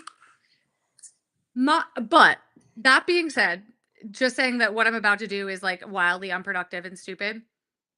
Charles Leclerc, 5 years later, is still getting shade for saying that he doesn't want far right politicians to use his image in their campaign ads because the tweets out of context are like, I don't want to be associated with like political camp. But he means politics, not like the colloquial term. He means it like the actual definition of the word. And like, he was literally being used in campaign ads by like some lunatic.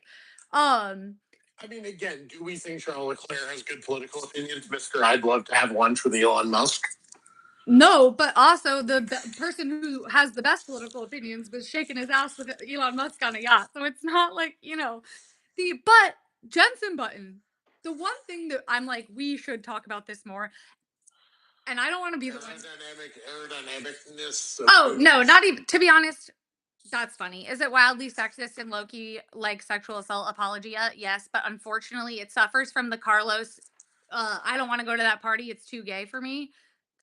It is unfortunately wildly offensive, but also funny. You know what I mean? Like that. No, the colonialism core ad he did for that. He's in the outfit in. I don't want to say it's Africa, but it's a savanna like biome. Let's put it that way.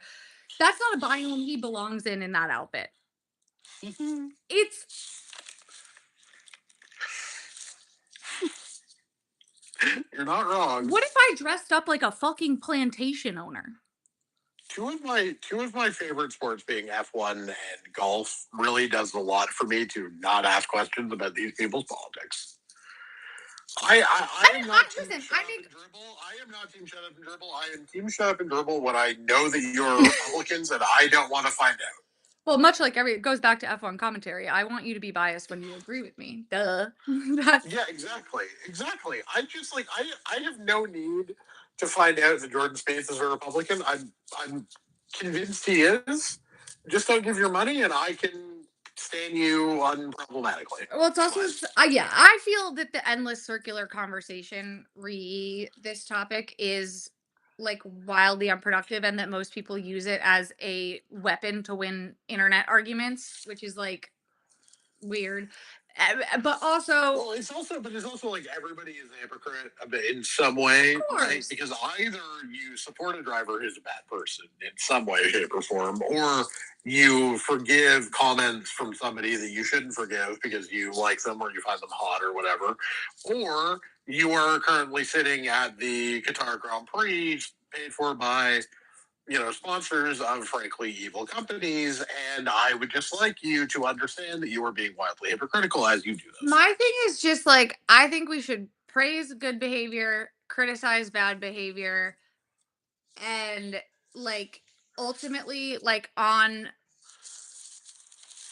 the scale of like things that matter, like us like having like deep debates about like who is like more problematic, and like trying to do tier rankings of it. I'm like there's a line for sure. You know what I mean? The Mazepin line, if you will.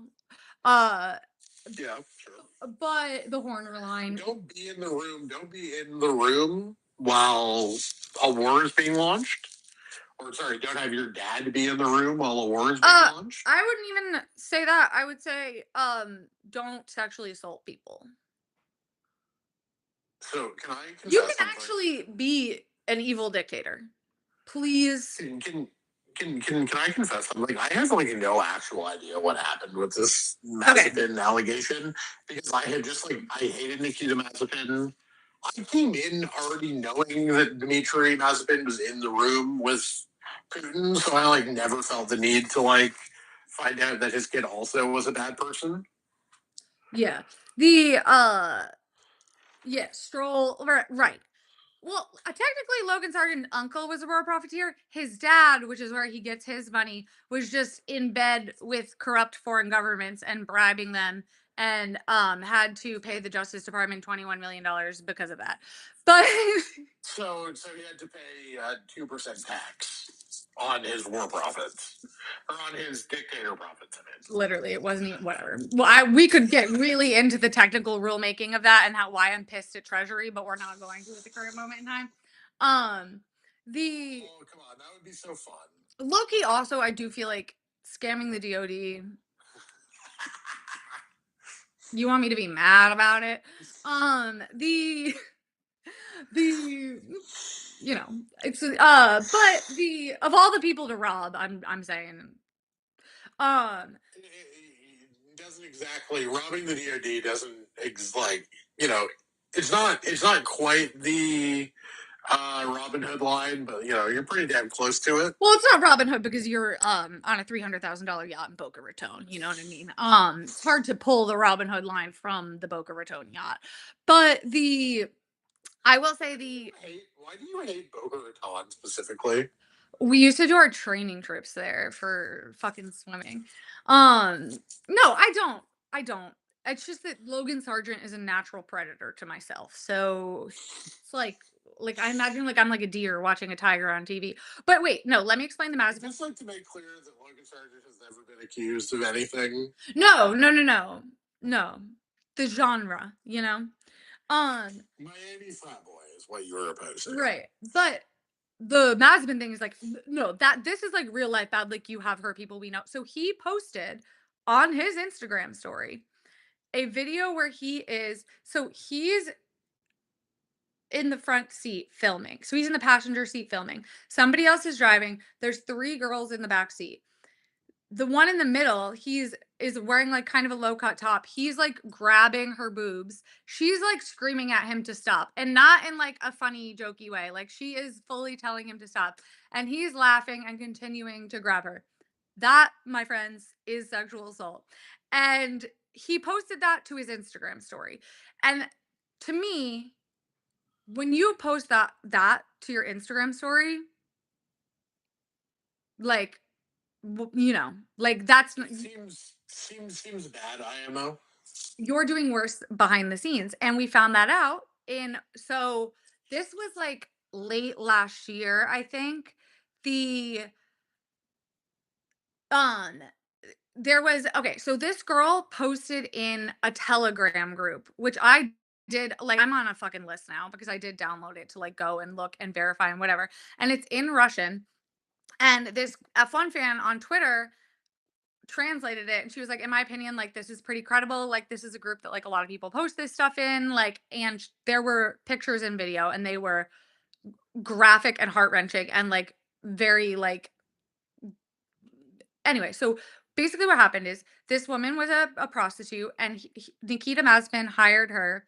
They have sex, she pays it or he pays her, and as she goes to leave, he's like it doesn't let her leave, pulls her back by her hair, which like she has like a whole like chunk of hair missing from her head, and the and throws her onto the bed, rapes her because again, we have now exited the realm of the consensual encounter that we both agreed to as part of this business proposition.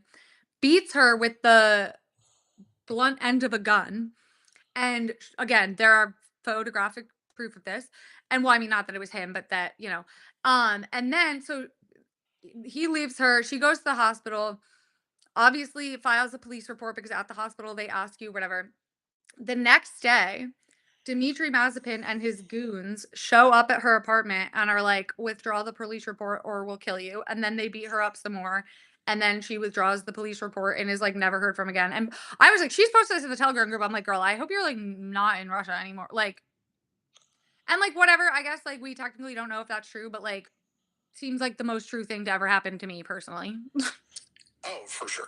Like that's what happens because like that's what happens when you like he operates again having thinking that that was okay to post to your social media, and then like also he but of course he did, he operates with impunity because of who his father is. And what is the first thing men do when they operate with impunity? They rape people. Jesus Christ. So that's like it's not just like ideologically, like you are like a threat. That's how I feel about Yas Verstappen too. Like you have run over 3 different women with cars. The Yoss thing is just like, why is he still out in the paddock? He can't even enter the nation of Japan. Because if you're convicted of domestic violence related crime, which he was convicted of harassment, I guess it counts. I don't know. Or maybe it's assault because he was convicted of assault, but the rules are like kind of complicated. But and also it's like I don't know what they consider because we're like comparing legal systems, right? So it's kind of like hard. Like I don't know what qualifies, right? But I don't think he's never been to Japan. Maybe he just doesn't want to make the trip or whatever. But like, is he in Australia and stuff? We'd have to check. But I'm like, you like actually are like a violent predator, in my opinion. I Legitimately. but remember Max Convicted. Verstappen only. But remember, Max Verstappen only aligns himself with high character people. That was the craziest thing a person's ever said. Max. I try to Isn't like tomorrow or yesterday the anniversary of him saying that? 'Cause didn't he say it the Sunday after yeah. Qatar last year? I don't know. I don't remember exactly when he said it, but I was like, Well, because Wednesday, I think Wednesday is the anniversary of Wednesday is the anniversary of George's greatest day on the face of the earth. Because it was Abu Dhabi Media Day last year. Was the whenever anything doesn't go his way, he he lashes lashes out with and unnecessary anger. violence and and Unnecessary anger. borderline violence. Borderline violence. It's my The favorite. video you did was it in Lake Como? Yes. Where you do that? It's my favorite video. I feel so bad for Dev because literally, like, at random intervals throughout that entire trip, I was just like, whenever. And I just love saying that for some reason. And I love putting on my George Russell accent and saying that line. Uh, No, the it's an whenever iconic. It's an anything iconic moment in F1 history. does not go his way. Um, so And the really funny thing is, of course, literally, he might lose the championship because when anything doesn't go his way, he lashes out in anger and borderline violence. Like that's why I need Max to lose the championship by like 6 points. I need Spain to have been what done it to him because then the George quote is pathetic. nah, I think you got to be a little bit of a psycho to be good at F1. Yeah, being a bit of a psycho and lashing out with borderline violence. Unnecessary anger and borderline violence. Yeah, exactly. But then Lando wins, and then we all know. Yeah, but here's the thing: if Lando wins, we just immediately crown him as this generation's just memorial fake WDC, and pretend it didn't happen. We should get both of them. We should get another camp stool and that Jensen button ad and have Lando join in. No, but like, I look, there is just not every one-time WDC. Not every one-time WDC is worth the same. Okay. Yeah, I mean Jack Villeneuve exists, despite our best efforts. But like, here's the thing: Nico, Jensen, and Kimmy all nobody values those 3 championships the same. Jensen, Kimmy, and Nico. Yeah, that's true. It's like Nico and Kimmy very obviously did a more impressive thing. I do feel for Jensen because it's like Kimmy has like the hardo wheel knowledge people will always ride for Kimmy. Weirdly, not the Ferrari people, but the hardo wheel knowledge people. It reminds you that Kimmy got fired. The hardo wheel knowledge Because the reason that they do it is because the hard wheel knowledge people understand that Ferrari is a fucking catastrophe. Yeah, I also think So they like being the last Ferrari champion is impressive. yeah, I also think that they like the fact that like Kimmy to them represents the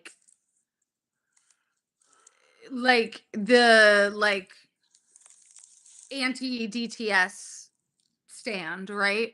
Which is like I don't know. That's just stupid because Kimmy has just like kind of always been like that. But they view him, I think a lot of them view him as like the anti woke choice. But also, Kimmy is like, he has like kind of, he also isn't like, he came up through he has a kind of an unusual path. Like he is kind of like a racer's racer, and he clearly just like loved doing it. And I think And he beat Fernando and Lewis, which is like a really impressive very championship impressive. win, And you know? yeah, and he And overcame. did it while fighting, fucking Ferrari. Right, one hand tied behind his back. No, genuinely one of the more and also like much like Jensen, I feel like there were other times where like Kimmy was maybe more impressive strictly, but like was just not like the universe gifted him that because they were like, you deserve it. You know what I mean? Not gifted, but Yeah, like your Lotus years were impressive, but you were never going to win in a Lotus. right. I was it 2003 that he fought Schuby really well, Yeah. and just couldn't win because the Ferrari was, Ross Brawn was too good. Like, yeah, no, Kimmy deserves to have one WDC. I also think Right? that like and like Nico the Nico definitely deserves one. yeah, but I also think like Nico the women ride for Nico Rosberg, right? So so I feel like Jensen kind of gets like lost in the middle where it's like everyone likes Jensen, but there's no like faction that's like really like pushing the Jensen propaganda. You know what I mean? Well, and the thing is that like that is viewed as a technical championship more than like the driver really, Yeah. aced it. That was But really you just like, and oh, they found the double diffuser, and it gets talked about as one of the great technical feats. but I'll say this. Figuring out the double diffuser loophole. But I'll say this, without Jensen, like as we're learning this year, it's not quite so easy as just saying so to turn up and get pole and win every weekend in the fastest car. And if Jensen, If it was Rubens Barrichello and insert random trash driver, right, Seb got second that year. He was not winning that championship. And also, when you think about the fact that like Adrian knew he figured it out partway through the season, so they were toward the end, like Red Bull was catching, catching, catching. So Jensen Jensen won 6 of the first 7 races, and he only had 2 podiums the rest of the way. right, and but by completely maximizing the time that he had available to him was the only way he was going to be able to hang on, and he did that. I'm a Jensen defender, but I also obviously I fall into the category of people where I'm like I'm a Nico propagandist, so like I'm not going to spend my time arguing for Jensen, you know what I mean? Cuz I got bigger fish to fry. Seb and Nico are full-time jobs. Yep. Nico the real thing with Jensen, is that his best year at McLaren was 2011. Probably deserved a championship, but the Red Bull was just way faster. Yeah. So, like, again, Jensen probably does deserve, like, one WDC over the course of his career. But he kind of won the wrong one for his narrative purposes. No, I'm a firm believer that things work out like they're supposed to.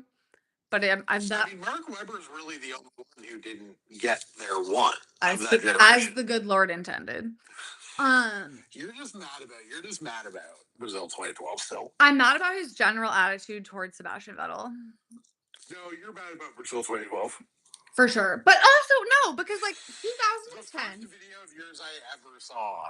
The first video of yours I ever saw was you being, so you responded to somebody who was like, what crime could Mark Webber have committed worse than Multi 21? And you were like, thank you for giving me the opportunity to talk about this. I love talking about Brazil 2012. Yeah, I make like a quarterly video on that. You gotta let them know. You gotta spread the word. Me and Dev are fighting the Silverstone wing. We are collectively Jon Snow at the Battle of the Bastards with the Silverstone wing and misinformation. Like, I believe that through the power of sheer determination, we will prevail. Nothing gives me hope quite like the Nico Rosberg renaissance that we're currently experiencing. But unfortunately, that's a real reason for optimism. People really, when I first started making videos, people really did not fuck with Nico Rosberg. And even now, even if they don't, like, there are maybe also I've just like filtered out my internet world well enough that those people have all blocked me by now, you know what I mean?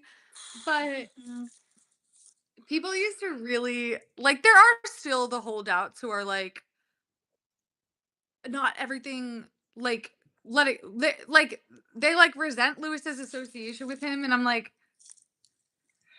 and they're like, "You don't talk about Lewis unless you talk about Nico Rosberg." And I'm like, "Well, that like certainly does not apply to me because I talk about both of them individually quite frequently." But also I'm like, "Listen, objectively, it's crazy and like it's still this, why are we still getting twists and turns in this story in 2022? Like it's at a certain point it is out of my hands." Um And also, like, I talk about Mark and Seb, like, I talk about Prost and Senna, like, people I don't like, is this your first day here? Like, I don't, um, but and also it's like you want your driver to have an like iconic rivalry like that. Like, but I don't know. And again, it much like the Seb thing, I think people think like these people think that Nico thinks he's better than Lewis, and it's just like not the case. But and there's kind of no winning for him in that if he's too nice about Lewis, people are like, "Oh, he's milking this. He's only nice about him because he wants to like boost his own image." But God forbid he say anything that could possibly even be implied to be negative in any way, even if he's just like Lewis crashed because Lewis crashed. um, so he is like it to me. I love watching it, and I hate to do this because he is being tortured. But to me, it is funny to watch him struggle valiantly to like be as neutral and normal and put on his best Jensen Button impersonation as possible when asked about Lewis and like desperately fail every single time. Um, but it does sometimes people just like have takeaways, not even just about Nico, but about like Seb's Grill the Grid video this week, like the Charles people were going crazy. And I was like, sometimes I feel like I am hearing something else than other people because like I don't know how you got from A to B. Oh, for sure. But Like, overall, I feel like with some distance from the incident, capital T, capital I, people can appreciate Nico more. Like they are willing to, because before, like things that he says now get coverage that, like, when they aren't about Lewis, sometimes it's still like 50-50. But now we're starting to break through because I'm like, I wish people would just like give him and also this, especially in like the rain delay of it all, people being like, "Oh, like he is like to me it's pretty clear that he's trying to like not talk like not go into the Lewis thing. Like he'll give his answer and then he's like, "Okay, like whatever." He literally said in the rain delay like, "Okay, moving on, whatever." But it's like, do you want him to throw like a fucking tantrum about it and be like, "I'm not." Like that makes it a bigger deal, you know what I mean? And like he's just a very nice neutral relationship is hilarious, but it's like that is genuinely we've gotten to like the interest group pulled like because he's like, please, like I just like he should be allowed to be on Sky Sports is all I'm saying, and he's good. yeah, that's the other thing is that, like, respectfully, I don't really care if you're being slightly unhinged about your ex, whatever the fuck we want to call them. You know, Right. be good, be compelling television. Okay, I don't even need you to be great at like the technical stuff. I just need you to be compelling TV. Okay. But he You is know, great at the you know tech. what I would have done. You know what I would have done if it was the Belgium pre-race and they dragged Karoon into the booth. Not tuned in with the intensity that we tuned in. I would have fucking muted the TV and would have moved it to the smaller screen and put soccer on the main TV, right, or whatever. I guess there wasn't soccer at the time because it was July, but like would have done something else. Would have played video games on the main TV, right? Whereas if Nico, I'm like, ooh, Nico lore, that's fun. No, I will say it's bad, and I know this is bad as both a content creator and like I think, but it's just like it's so miserable right now for myself personally that unless someone I look normally I watch every Sky pre and post, and usually the F1 TV one as well. We're at the point where like I watch the first 10 minutes of the Sky one, and like if it's not Nico, like it depends if it's not a lineup, but if Nico's there, it's an automatic. I'm illegally pirating the ones that ESPN doesn't offer. You know what I mean? Um, but I'm like sometimes if Nico's not there, I'm like, do I care? Do I need to? Well, it's also it's well. The other thing is that like my existence has just changed how you do your post race lives. No, it's yeah. Well, exactly. Like I did used to like watch it in the moment. Um, To have the content to talk about, and now it's just like I you just argue with me about the West Wing. exactly. Well, no, I actually like much prefer. I will say I've always liked having another person. I used to do it with Connie and then Deb, but now she does her own. So I do thank you because it is so much easier, and I can fully talk to myself for 3 hours. But it is so much easier not having to do that. And also, but unfortunately, you have made me a little bit lazy because, like, I was gonna look up the whole. I was like, let me like look into this tire thing, and I was like, well, Evan will know. So like, what if I just didn't do that? I But mean, I think you're welcome. I guess. no, no, it's bad. I've been a not a lazy fan. No, Ferrari's in the trenches, and the title race has not really been that interesting. Yeah, I So mean, you have not cared as much. it like just got Like you'll lock in next week. I'm sure.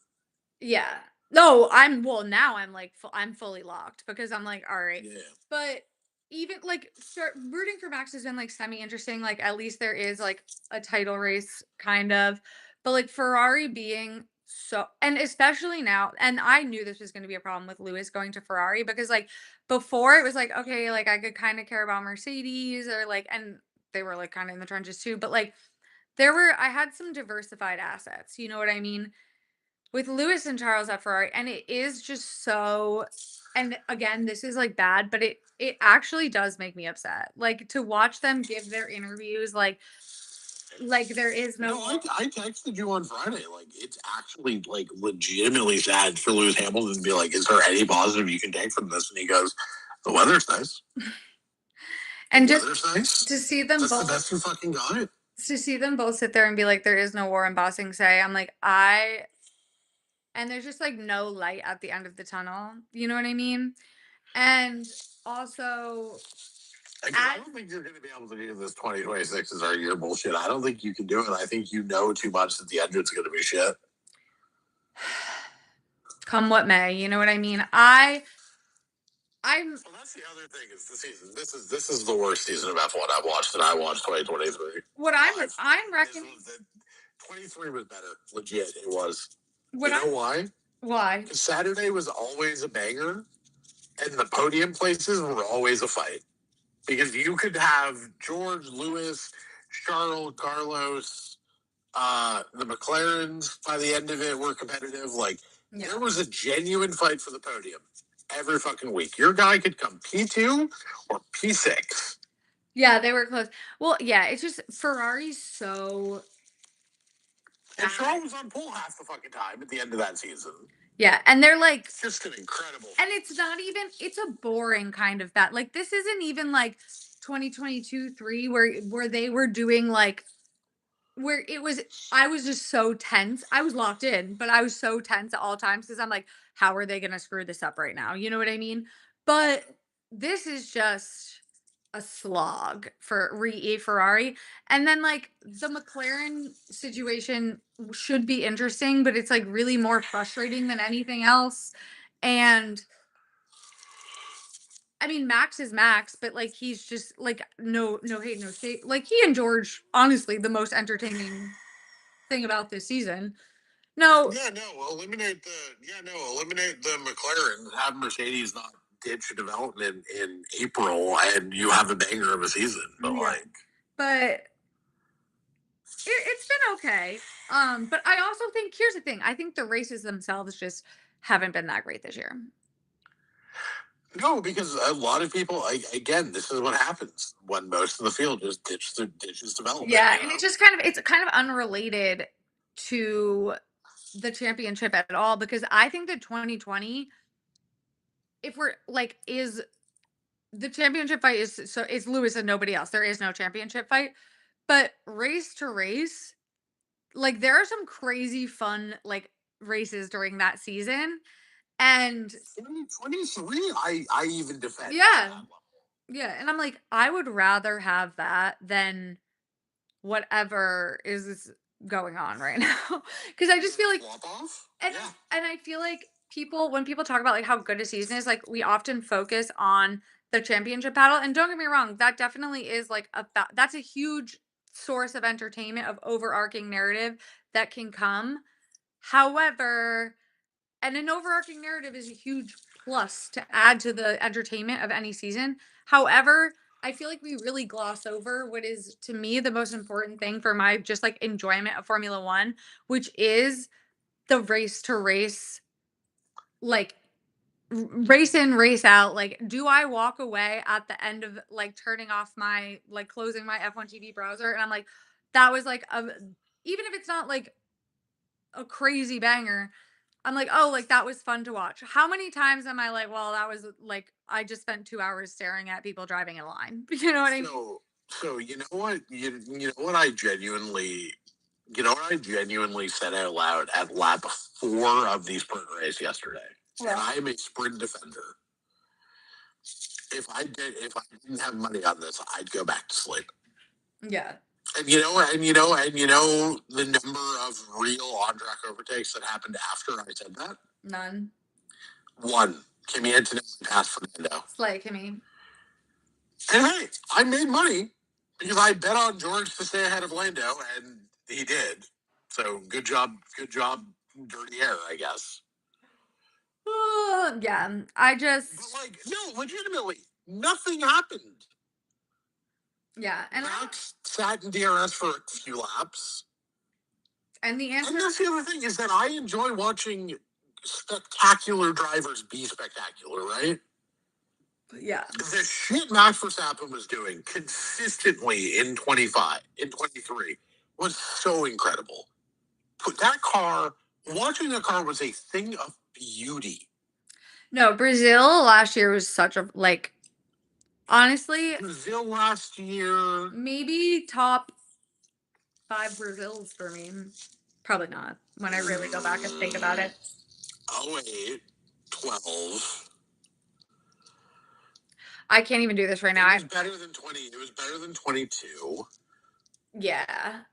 19. I know I'm biased toward George, but I like it's hate better than 22. I hate 2019, but it maybe but I think it was better than 2019. That was a good race though. I mean, it's hard because like they're all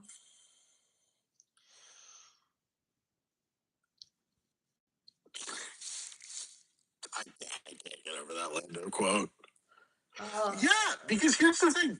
Well, so it was a Well, and combination of the it's fact also that Max wasn't making mistakes, but two, like Mercedes, McLaren, and Ferrari by the end of that season were all like pretty equivalent, or at the very least, track to track were interesting, which meant like that you legitimately could have any combination of those drivers basically anywhere, which yeah. does make interesting racing. Like it does. Yeah.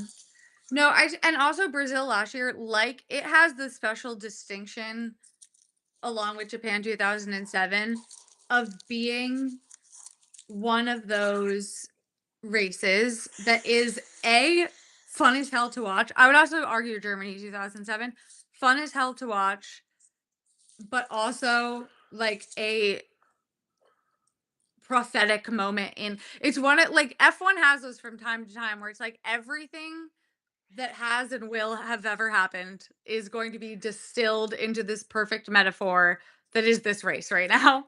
And Lando saying, You know what race is going to be hugely the narrative of my favorite race is going to be entirely rewritten next weekend because either Wreck of 2021 is going to be this moment of sort of like horrible adversity overcome by Lando Norris, yeah, or it is Lando Norris's, or it was the prophecy of Lando no, the Norris. prophecy is Brazil, but like it will if Max wins, it will be a prophecy. If not, it will just I mean, it's still kind of worse because like Max is Max, but the cherry on top is Lando being like, he just got lucky. Yeah. No, Russia 2021 though is a great race.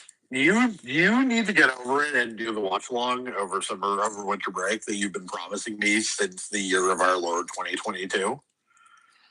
I don't really like that one. It is good. I don't mind a good rain moment, but like it's just hard when you're a Ferrari fan. You're just Russia phobic. No, I think it's so funny that Lewis and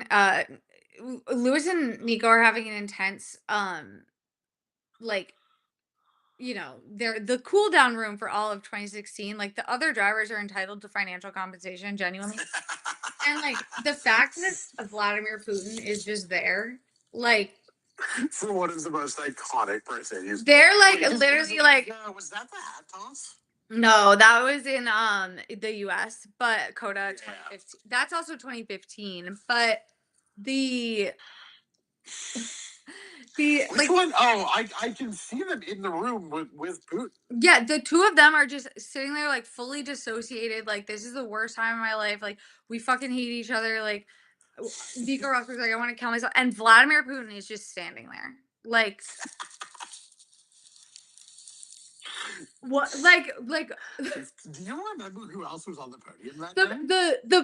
the thought of like sports is not real because the thought of having like the most it's one thing to have to do interviews after, but like you are literally going through like the worst like friend breakup of your life. Like you're literally forced to spend 24/7 together and work together on this like weird group project that you're kind of competing with each other with.